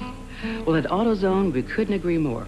Because when you take the time and the effort to work on your car yourself, you ought to be choosy about where you shop. We just thank you for choosing AutoZone. NASCAR fans, sail with the Winston Cup Stars December 9th through 13th on the 2nd annual NASCAR Family Cruise to benefit the Winston Cup Racing Wives Auxiliary. Enjoy NASCAR festivities, parties, and activities, plus stops in the Bahamas. Call now for 5 days and 4 nights on the Big Red Boat, leaving December 9th. Selection, quality, and service. The 3 reasons to make Leeds your #1 stop for building supplies. Leeds offers a large selection of almost any type of building materials for any size project.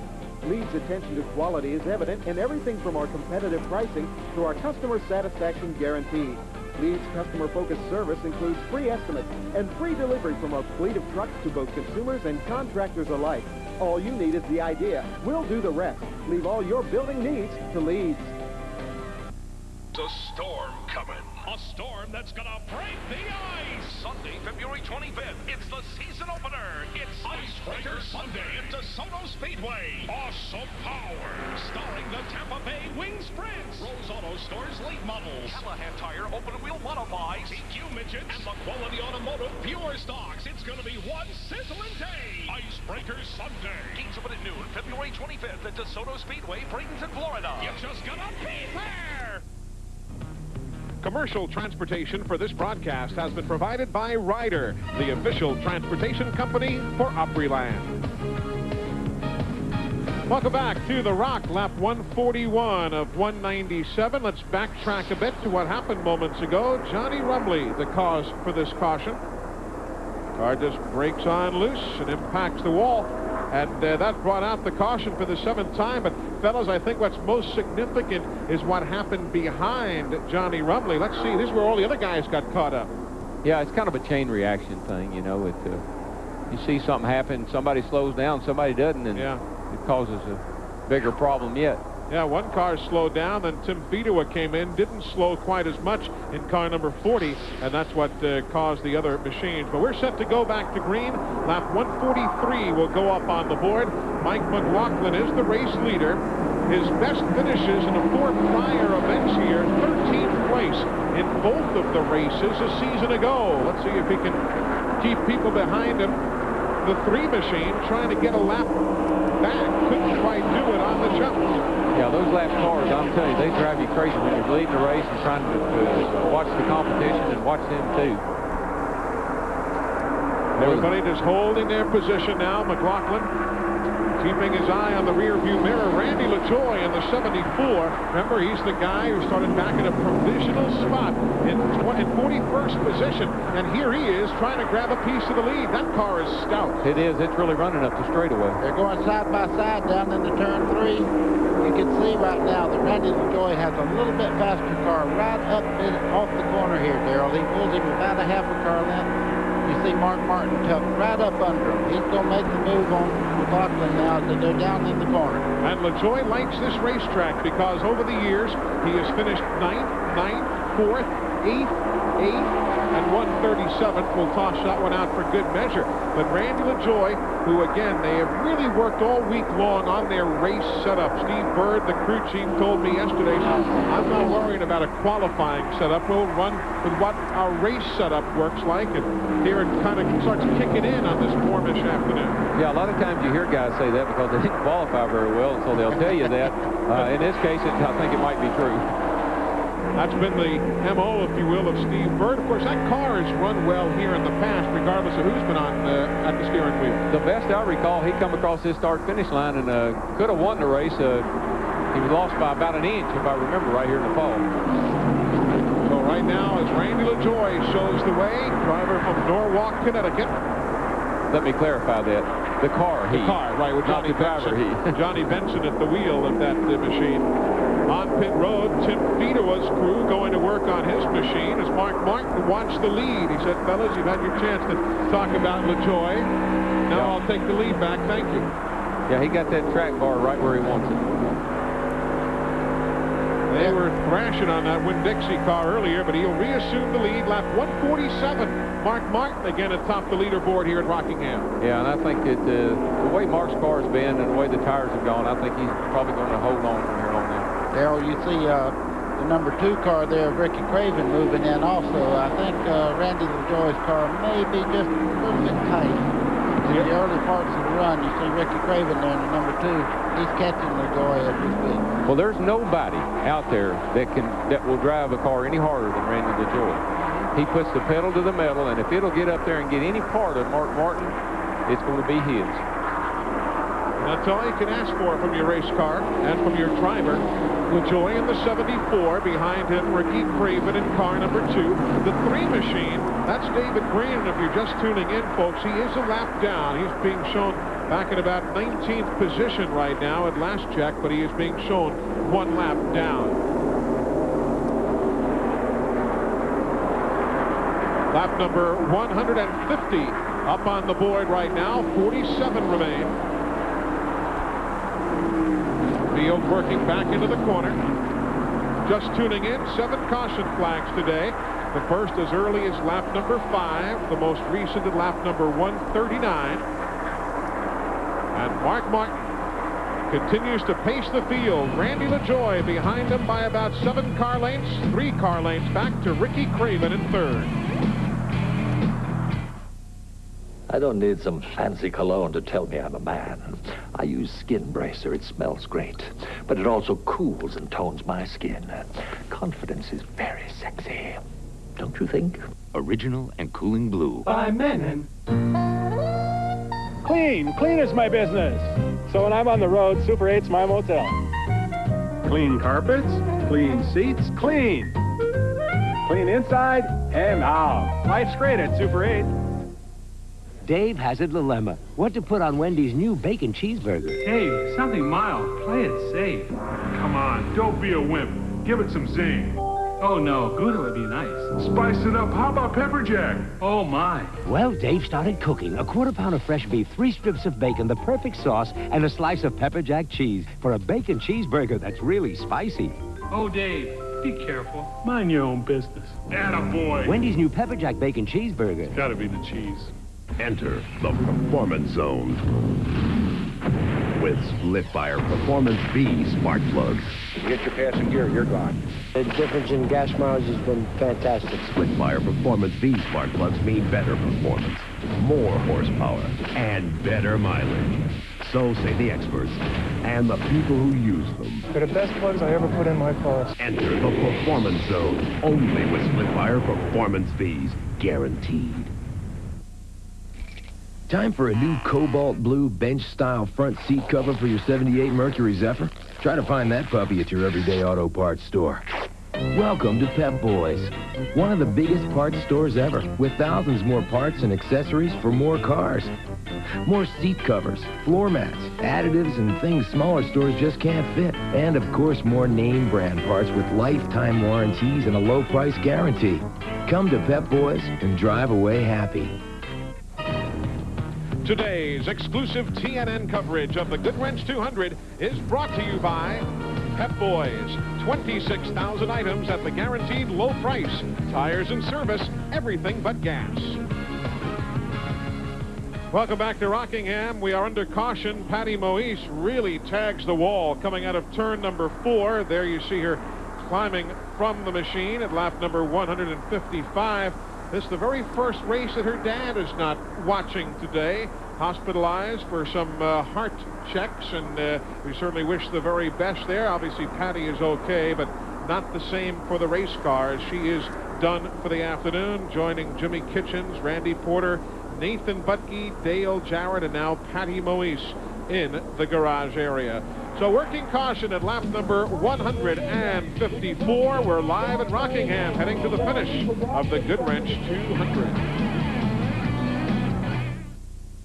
When it comes to endurance racing, there's nothing like the Baja. 1,000 miles of dust, heat, and terrain so rough it can shake a truck to pieces, which makes the Baja the perfect place to prove just how tough the Duralast battery really is. So the next time you hit the open road, don't settle for anything less, because the battery that ran the Baja is the same Duralast battery you can depend on to start your truck, and it's the one we stock at AutoZone. The Duralast battery. Power you can depend on. The man was an animal. Jeffrey? All through lunch. There's bacon flying this way, cheese flying that way. Hardee's introduces the ultimate bacon cheeseburger. He didn't just eat it, he attacked it. Sizzling bacon, melted Swiss and American cheese. It's all burger. All mine. So what'd you do then? Took him to a chick flick. That's some burger. Tonight, shopping. The new ultimate bacon cheeseburger from Hardee's. So what'd you have for lunch today? Enjoy the ultimate omelet biscuit at breakfast tomorrow for just 99 cents. The car is really strong, Ray. Man, we're really ready for this season. Everything we need is under the hood. Not everything, champ. It's here, the official directory for the NASCAR Winston Cup Series. You'll get track maps, race schedules, the latest on drivers and sponsors, a feature on Jeff Gordon and others, and a trip planning guide for every city on the circuit, all for only $19.95. Hey, does it tell us how to get to victory lane? Turn left, go fast, and hang on. Call 1-800-RACE-345 today. Lines are open 24 hours. This is the story of the man in black, and the Goodwrench team keeps his car on track. You know their secret's consistency. It's all in the list. And if it takes all night, they'll get it done right. Turn to your GM Goodwrench service team for consistency and attention to detail. Their tools, training, equipment, and genuine GM parts let you run with the winners. To build the perfect ride, use a checklist as your guide. And always keep the customer satisfied. Get ready for a wild ride. Last year was his year, and the first win of his championship season came at the Rock. But this is a whole new year, and one thing is certain, it's going to be a Winston Cup war. From Rockingham, North Carolina, it's the NASCAR Winston Cup Goodwrench 400, live Sunday at noon, 11 Central on TNN Motorsports. It's the best racing in the world. It's right here on TNN Motorsports.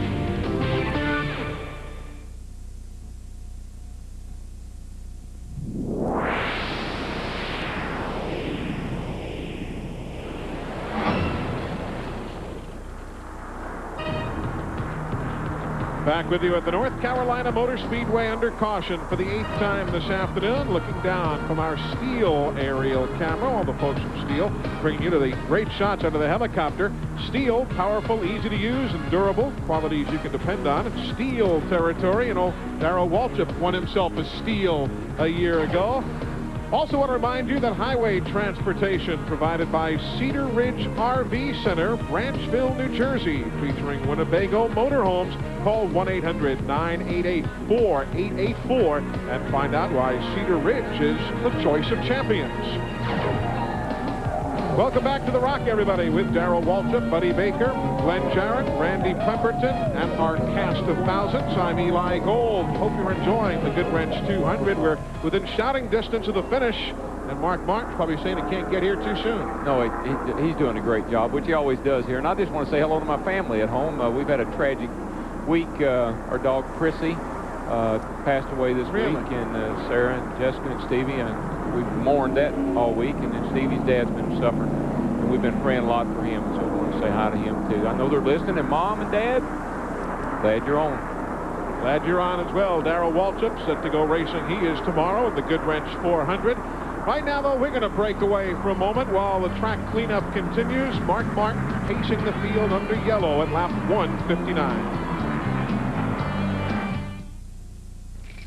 Time for a new cobalt blue bench-style front seat cover for your 78 Mercury Zephyr? Try to find that puppy at your everyday auto parts store. Welcome to Pep Boys, one of the biggest parts stores ever, with thousands more parts and accessories for more cars. More seat covers, floor mats, additives, and things smaller stores just can't fit. And, of course, more name brand parts with lifetime warranties and a low price guarantee. Come to Pep Boys and drive away happy. Today, Motor Trend Television leaps into the future with a look at the cutting-edge technology of Audi's all-wheel drive A4 Quattro sports sedan. Then it's a blast from the past behind the wheel of Pontiac's classic muscle car, the GTO. Plus, a four-door face-off between the latest minivans from Mazda and Isuzu.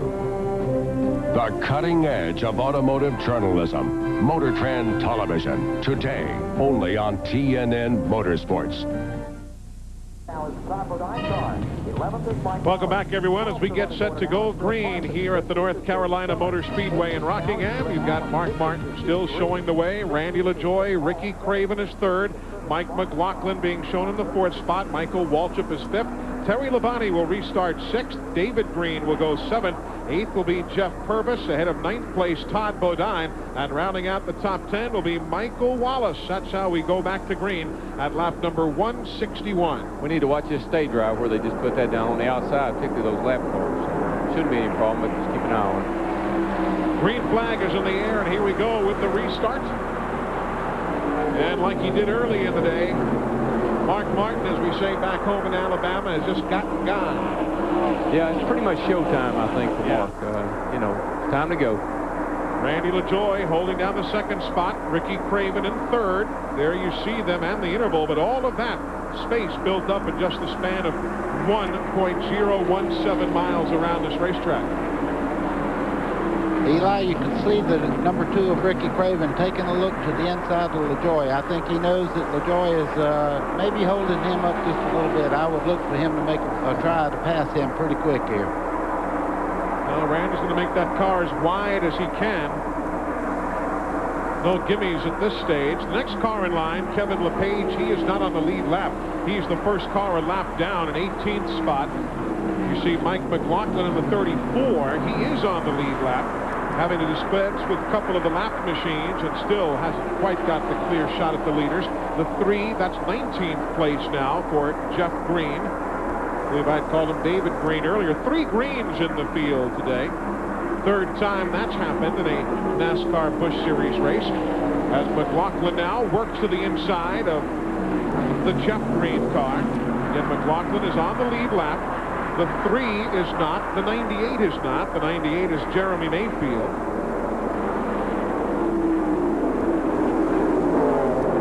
The 3 is, he's trying so hard to stay up there and have a shot at getting that lap back, but he just doesn't have a car to do it with, doesn't look like.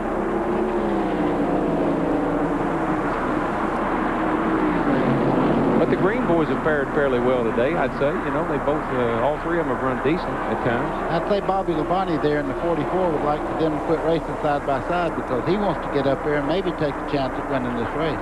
You see the field going by on the upper left of the screen. The field update brought to you by Napa Auto Parts.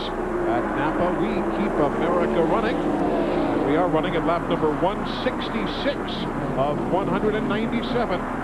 That's a good battle for 10th spot right there. The 75 machine, he is not on the lead lap in that pack. That's Doug Hebron in 23rd, but you've got other machines that are. Mike Wallace in the 90, he is on the lead lap. The 10, that's Phil Parsons. Haven't talked much about Phil today. The 57 was Jason Keller, and meanwhile, back at second spot, Ricky Craven in the 2, Randy LaJoie in the 74. As the laps begin to wind down, Craven's getting a little antsy. Rightfully so. He sees Mark kind of motoring away, and he'd like to do what he can about that. And here we go down the front straightaway. You see Ricky Craven making a move on the inside as they turn into turn 1.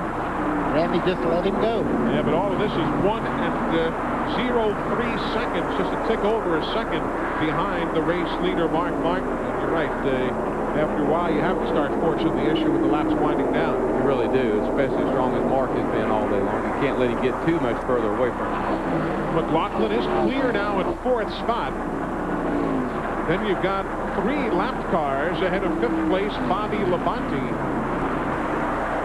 6th place is where Michael Waltrip is running now. We watch positions 2 and 3. Once Craven got by, you see the interval he's already built over Randy LaJoie. You know, Darrell, that's one thing about this racetrack. Somebody can be running a little bit slower than you, but if he's running that preferred line, it's awfully tough to make the move.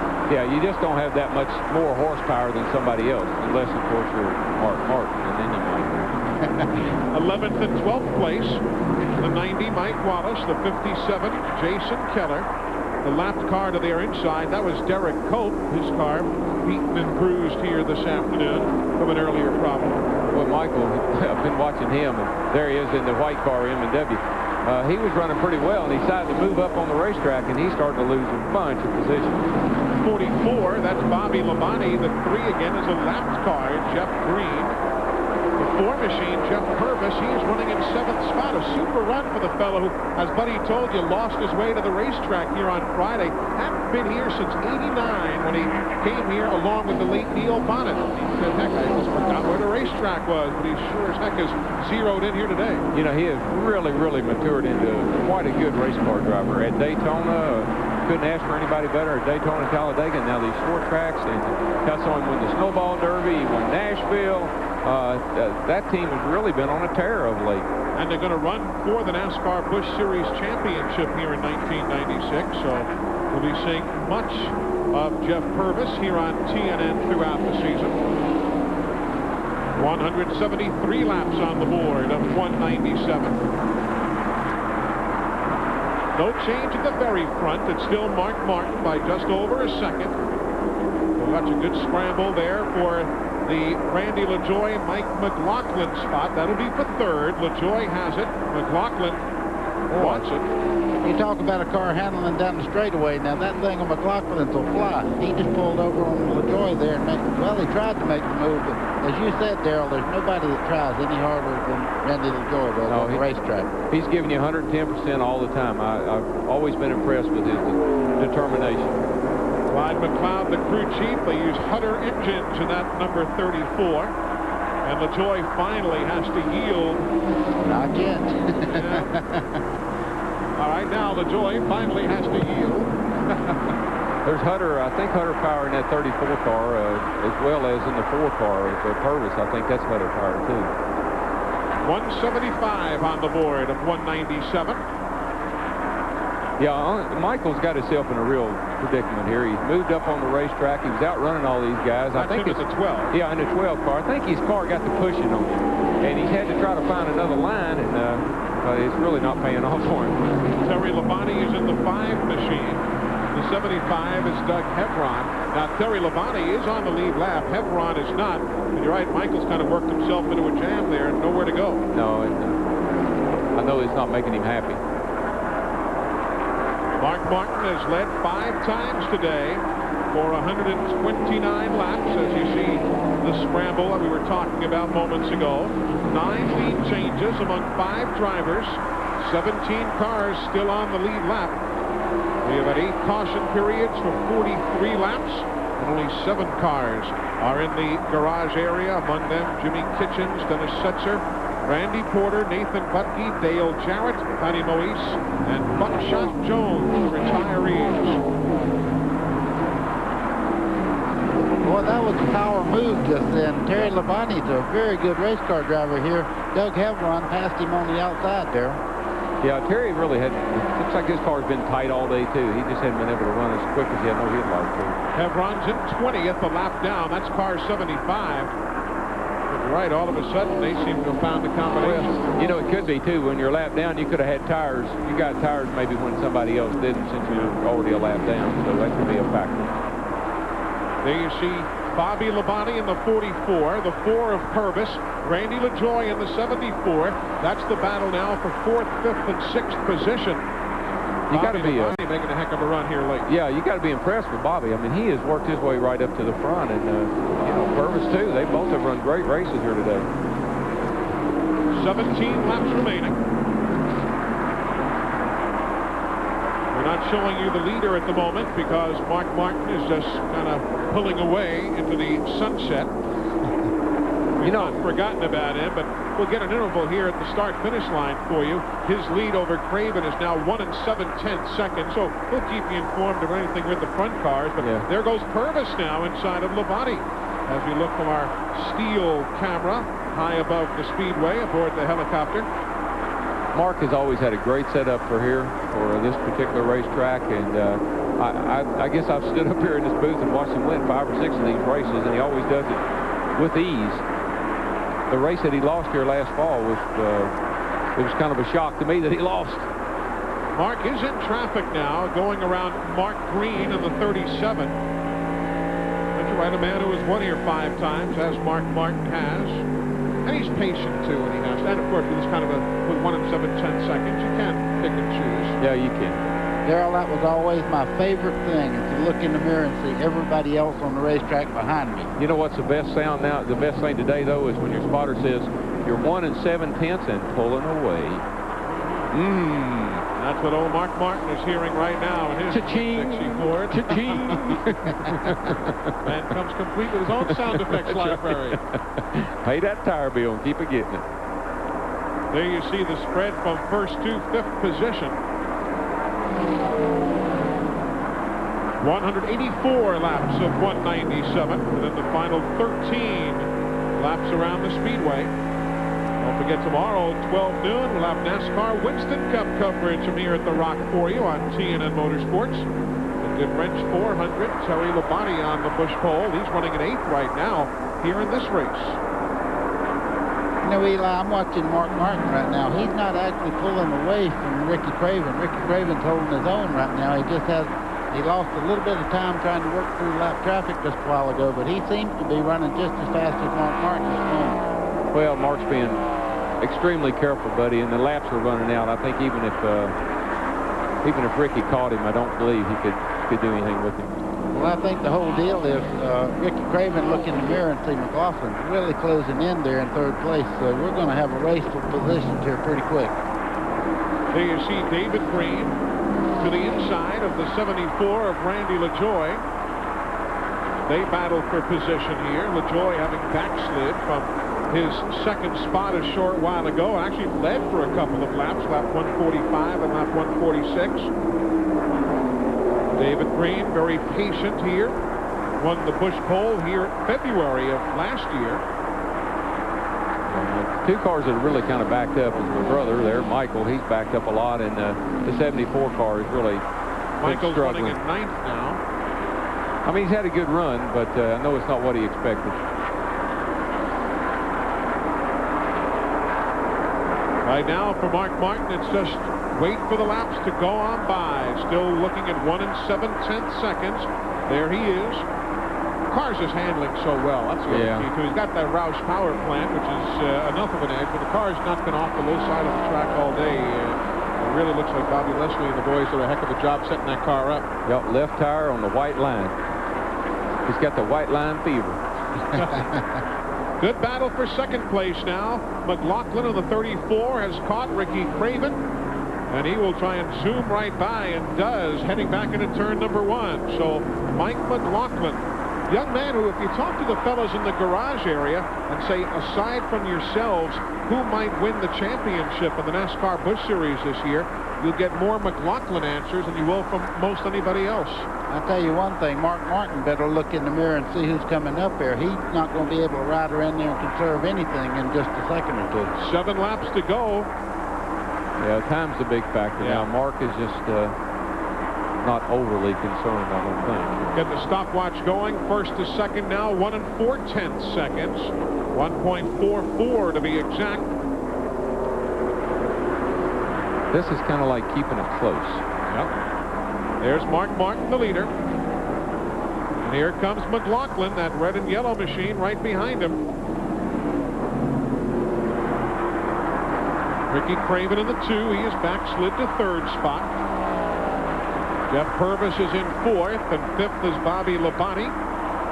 David Green now in the 6th position. Randy LaJoy is in 7th if you're just joining us. Terry Labonte is in the 8th spot. 9th is Todd Bodine, a good run, and Jason Keller now in 10th. Inside of 5 miles remaining now. Yeah, Michael, he continues to go backwards there. And Todd Bodine in the 81 will pick up a spot, as will Jason Keller. You know, Eli, lap traffic is going to come into play here, and Mark is getting into a lot of the back markers right now. He's got to be very, very careful. Well, he goes slowly around the Jim Bound machine. Bound staying low, giving him all the room he needs. Time just on the side of Mark Martin now. Plus, he's still got as strong of a car as has McLaughlin. Around Johnny Rumley in the 25, who had problems earlier in the race, you'll remember.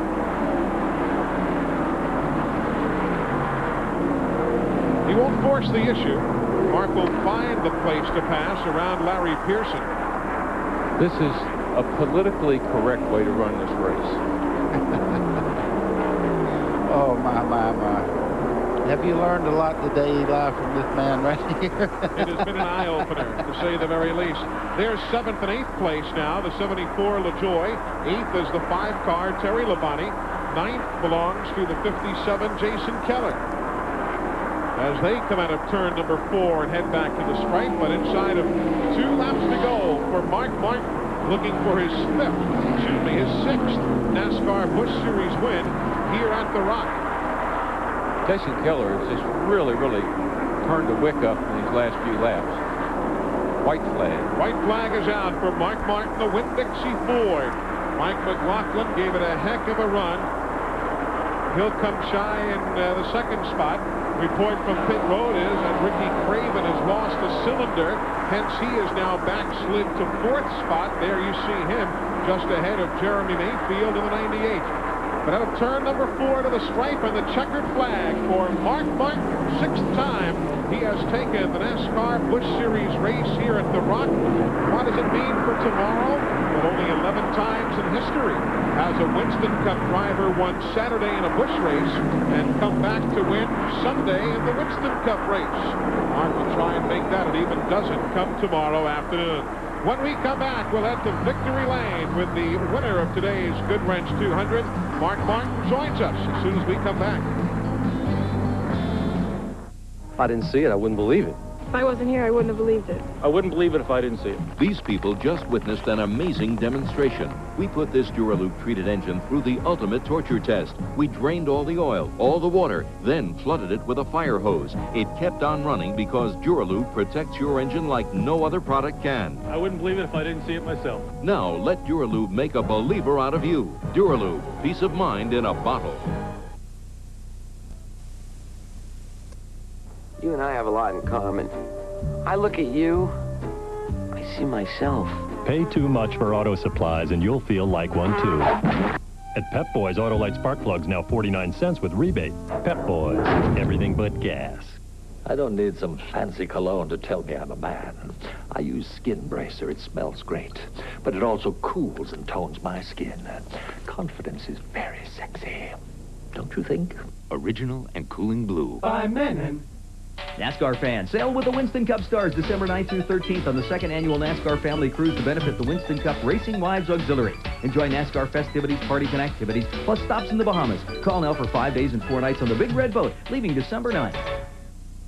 By now, everyone knows that Marine Surplus has just about any part or accessory for your boat, no matter how big or small. And everyone knows that Marine Surplus has over 21,000 square feet of boating supplies in stock.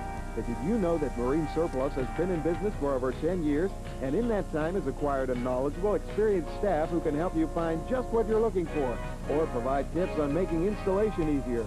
So when you're looking for a part and maybe some helpful advice, think of the friendly people at Marine Surplus. The storm coming. A storm that's gonna break the ice. Sunday, February 25th. It's the season opener. It's Icebreaker Sunday at DeSoto Speedway. Awesome power. Starring the Tampa Bay Wing Sprints. Rose Auto Store's late models. Callahan Tire open wheel modifies. EQ midgets. And the Quality Automotive Pure Stocks. It's gonna be one sizzling day. Icebreaker Sunday. Gates open at noon, February 25th at DeSoto Speedway, Bradenton, Florida. You just gotta be there. Back with you at the North Carolina Motor Speedway, Mark, Arlene, and the family in Victory Lane. Glenn Jarrett.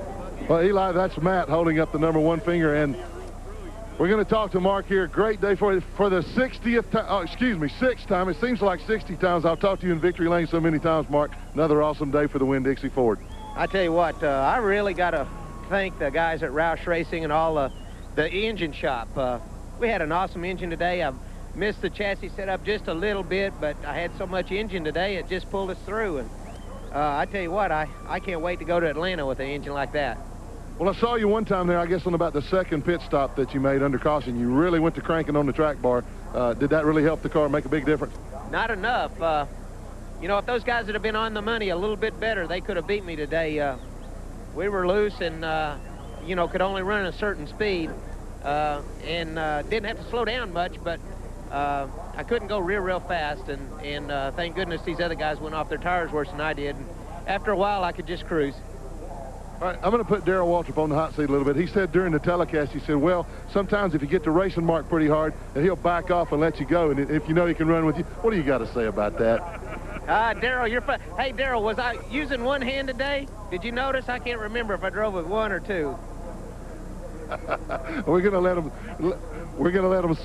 him celebrate for a little while. Mark Martin, his wife Arlene, and his number 1 son Matt holding up that victorious number 1 sign he was today. Eli? He really was, and I'm sure DW would have had an appropriate response, but he is already scampering down to get set to practice his Western Auto car here in just a few moments. Don't forget, following our broadcast today, stay tuned for Motor Trend Television right here on TNN Motorsports. Mark Martin, another top finish. He's had 12 top 10s in 16 races here at the Rock. Get a grip on this. Tools that built the USA. Get a grip on this. Then you can be the best today. Yeah. When you grip on this. When you need a grip on life's little challenges, get a grip on Channel Lock.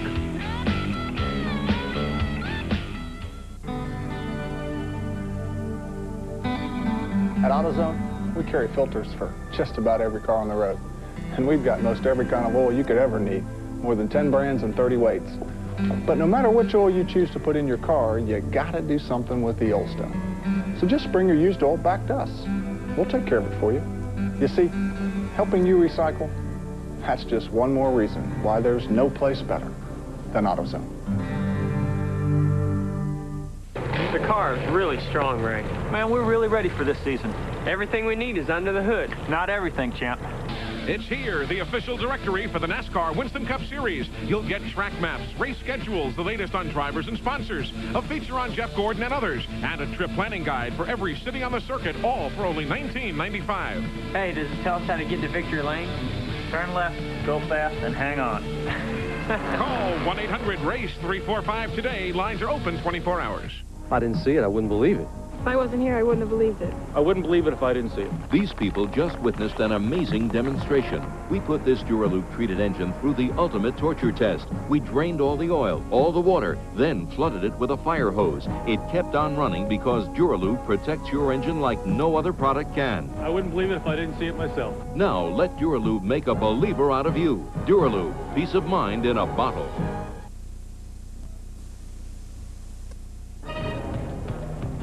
Welcome back, everyone, to the North Carolina Motor Speedway in Rockingham. The Goodwrench 200 on the side of Mark Martin here this afternoon.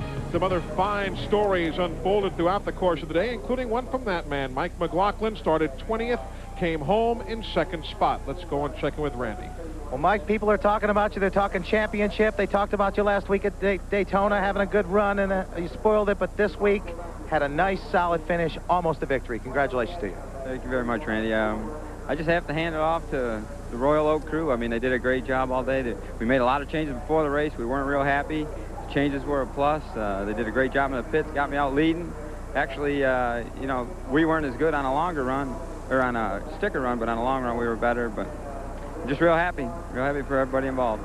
How much momentum can this give a team of your caliber to come out of this race? And I know you gained a bunch of points today. It's all momentum. You know, we were disappointed with Daytona last week, but we still had some momentum because we run good. And we brought it here today, and we weren't afraid to make changes when needed, and just happy for everybody involved. Royal Oak Charcoal and Jackaroo Barbie Sauce. We've got a lot of depth in this team, and I hope I believe we're going to show it all year. No question about it. He showed it here today. Eli? Second is his best finish ever here. His previous best was 13th from Mike McLaughlin. How about old Jeff Purvis? Styled this racetrack right in, buddy. I'll tell you, he might have been the fastest car right near the end of the race, but he had bad track position after his last pit stop. But you know the nice part, Eli? He's going to run all the races this year. Right. Other top finishers, you see your top 21 through 30. Joe Bessie carrying our camera today down at 28th position. Jeremy Mayfield lost a number of laps early, and then you see now some of the cars that were caught up in accidents that sent them into the garage area. Would have been interesting to see how well Dale Jarrett had done had he been able to stick around. But how about Jeff Purvis, third place in his race here today? Let's go down and hear from the man from Clarksville, Tennessee. Jeff Purvis, you ought to get lost to coming to racetracks all the time. Boy, you weren't lost out there today. A great performance from you and your entire team.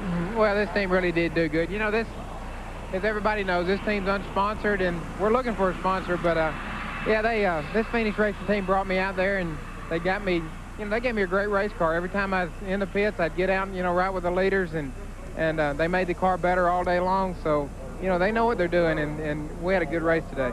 How about your performance as a race car driver? You've bounced around a different series, been successful, tried the Cup.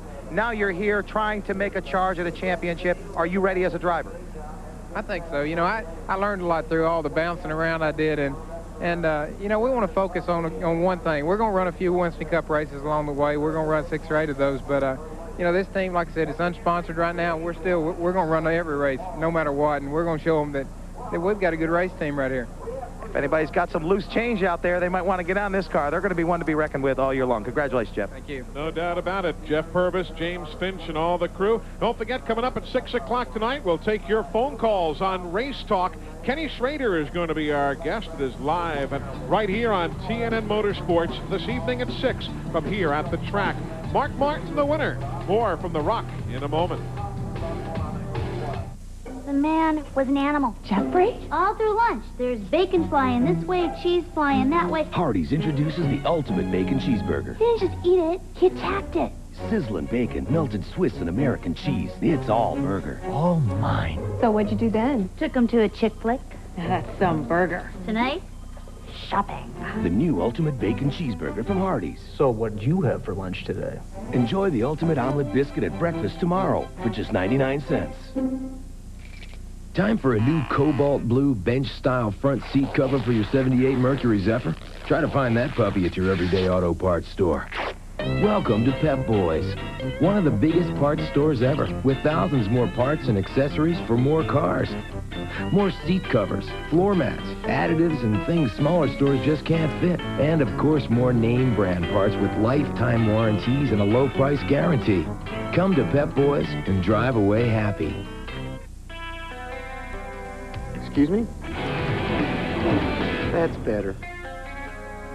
Excuse me? That's better. Excuse me?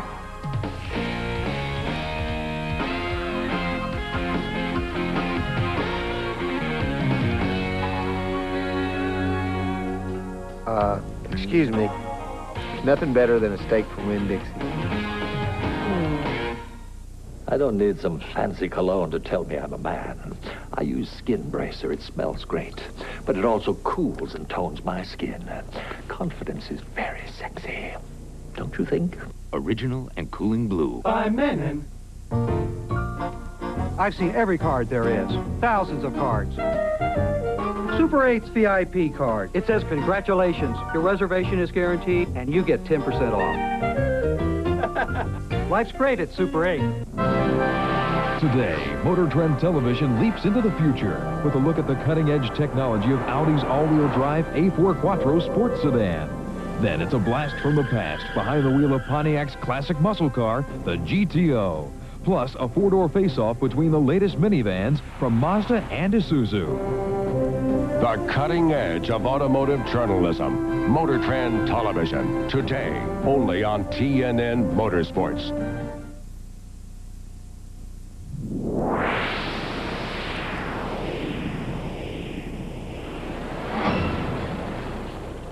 Welcome back to The Rock, everybody. And there's a man who I'm sure has a big old smile on his face. Started 41st, came up to lead, settles for a 7th place finish. Randy LaJoy.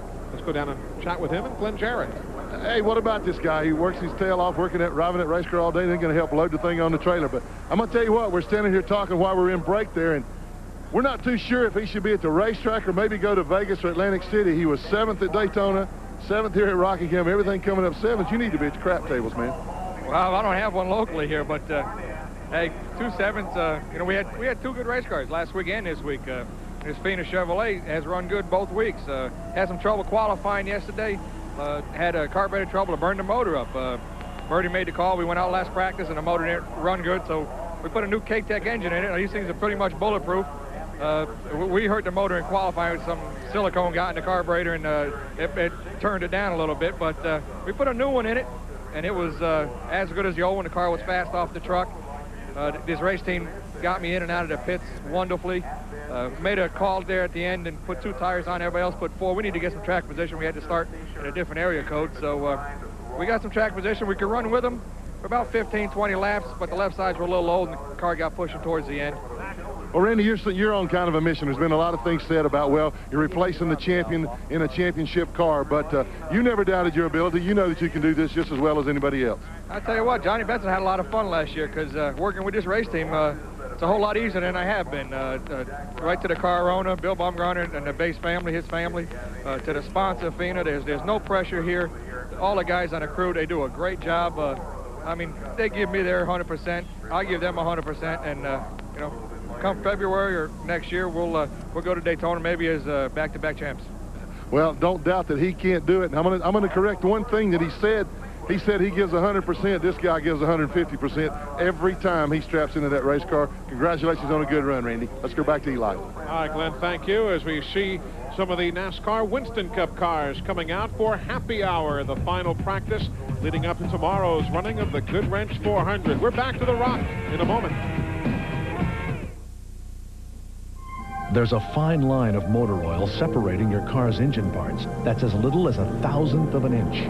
But friction and heat can make motor oil become volatile and vaporize, weakening its ability to protect expensive parts. Texaco Havoline Formula 3 is formulated to control volatility, fight vaporization, and provide complete engine protection, no matter what you drive. Add more life to your car. Take it to the star. When it comes to endurance racing, there's nothing like the Baja. 1,000 miles of dust, heat, and terrain so rough it can shake a truck to pieces, which makes the Baja the perfect place to prove just how tough the Duralast battery really is. So the next time you hit the open road, don't settle for anything less, because the battery that ran the Baja is the same Duralast battery you can depend on to start your truck, and it's the one we stock at AutoZone. The Duralast battery. Power you can depend on.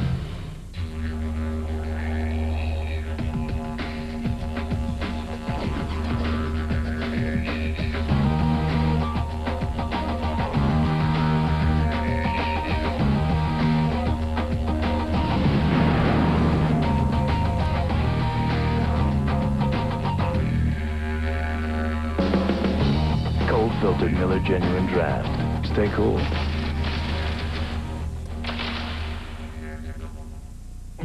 Hey man, if I were in charge, life would be way different. No traffic, big offices, hot lunches, free health clubs, comfortable clothes, Canyon River Blues, a new line of jeans found only at Sears. They fit right. They feel right. Yeah, if I were in charge, man would live in jeans. These jeans. There you see the point standings. Mark Martin ahead of Bobby Labonte, then Randy LaJoy, the first of the Busch Series regulars, David Green and Steve Grisham after today's running of the Goodwrench 200. Randy Pemberton is with the man who's now fourth in points, David Green. Well, he's trying to smile, Eli. He struggled out there a little bit. Nonetheless, he came home with a sixth-place finish. David, a great run for you, nonetheless. Yeah, I got a smile underneath that. You know, we started outside pole there with Mark. Kind of backdropped a little bit, but, you know, I'm awful excited. 2 races now with the Caterpillar team, American Equipment Racing, you know, and we're back on track, and guys worked hard. K-Tech built us a good engine. Goodyear did a great job with the tires. Just Rockingham's becoming the old Rockingham again, but, you know, it's a good run for us, and I'm really excited now and proud for all these guys. Unofficially fourth in points. It's been a while since you've been there. Well, ain't that the truth? But, you know, that's what we're set out to do, is be there each week. And had a great run at Daytona and had a little problem there. But, hey, you know, hopefully we're back. But, again, awful proud of this team. And, you know, this team is the first year, really, they're going to run all the races. And to have Caterpillar on board, it's awful exciting. And, you know, I'm having fun again. You want to win races. There's a couple of things you maybe could have done to the car. You learned a few things while you're out there today? Well, yeah, again, this is a whole new team that I'm associated with, and really new kind of race cars. You know, Billy Hess with BSR builds a great car, but in the past he hadn't had a lot of people running his stuff. So we're out here now running it, and, you know, we're awful good today at times, and we're going to get better. So, you know, I'm awful excited now. And, again, for the whole team, K-Tech, BSR, and Goodyear tires and all that, we're pretty happy. Congratulations on a great effort today, David. Thanks. Glenn Jarrett. Well, thanks, Randy. You know, we've been talking to all these guys that did pretty well and smiling and are happy. Let's talk to somebody who's not real happy with the way things have started so far in 1996. Hermie Sadler, he had a crash at Daytona, not of his own making. Good car today. A couple laps you run, a plug wire comes off. Man, things just aren't going your way. No, they're not, but we're going to keep digging. We're going to get this to Walt Chevy and Victor Lane pretty soon. You know, we had a good car all day today. We ran top 5, top 6 all day long on the racetrack. We just lost the plug wire at the beginning. I don't know whether we ran over something and knocked it off, or it it just fell off or whatever. But we put ourselves in too big of a hole to come back. But we kept digging, and we got one of our laps back. And had our cautions fallen right, we would have been able to get the other one back maybe. And so I'm disappointed about that, but I'm happy with the way the car ran. I'm happy with our pit stops and that kind of thing. So we're getting better, and we owe it to these guys with the Walton Peoples to put this thing in victory lane pretty soon, and I'm going to do whatever I have to do that. Well, you've been in victory lane before, but it's been a while now. I know you got to be getting a little frustrated. Well, I started getting frustrated about this time last year, and it's just been steady building. But, we run good. We were running good at Daytona when we crashed, and nothing we could do. And, we don't know what happened today, but the only thing we can do is run good on the racetrack, and we've done that both weeks, and we had a good top 5, top 10 car today, and that's what you got to start with when you're trying to build a good team, and that's what we had that today. I wish you better luck next week at Richmond. Be careful sitting in that chair the way your luck's going. It might fall over. Eli? Thanks a lot. Hermie Sadler still able to show a bit of a smile. Mark Martin winning from the pole. 5th time that's happened at the Goodwrench 200. We're back with more in a moment. For cars that can benefit from higher octane, Frank, we're late. Texaco Clean System 3 Power Plus and Power Premium are formulated to clean your engine's intake valves, fuel injectors, and combustion chambers while you're driving. For smooth starts and sure acceleration, just give us 5 tanks, and we think you'll see a difference. A word of advice, though. Maybe you'd better leave the windows rolled up. Add more life to your car. Take it to the star. When asked, 9 out of 10 people say they'd rather be on vacation than at home. Come on. Board. You have to play. I have to practice. Mom, she's a train professional.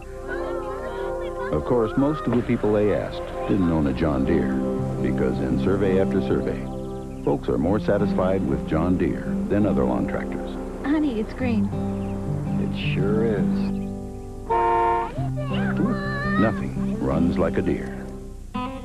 In Denton, Texas, a lot of folks who work on their cars go to AutoZone because they know they're going to find quality parts, low prices, great selection, and good people like Tom Robinson. You see, Tom's the kind of guy who really likes to help folks out.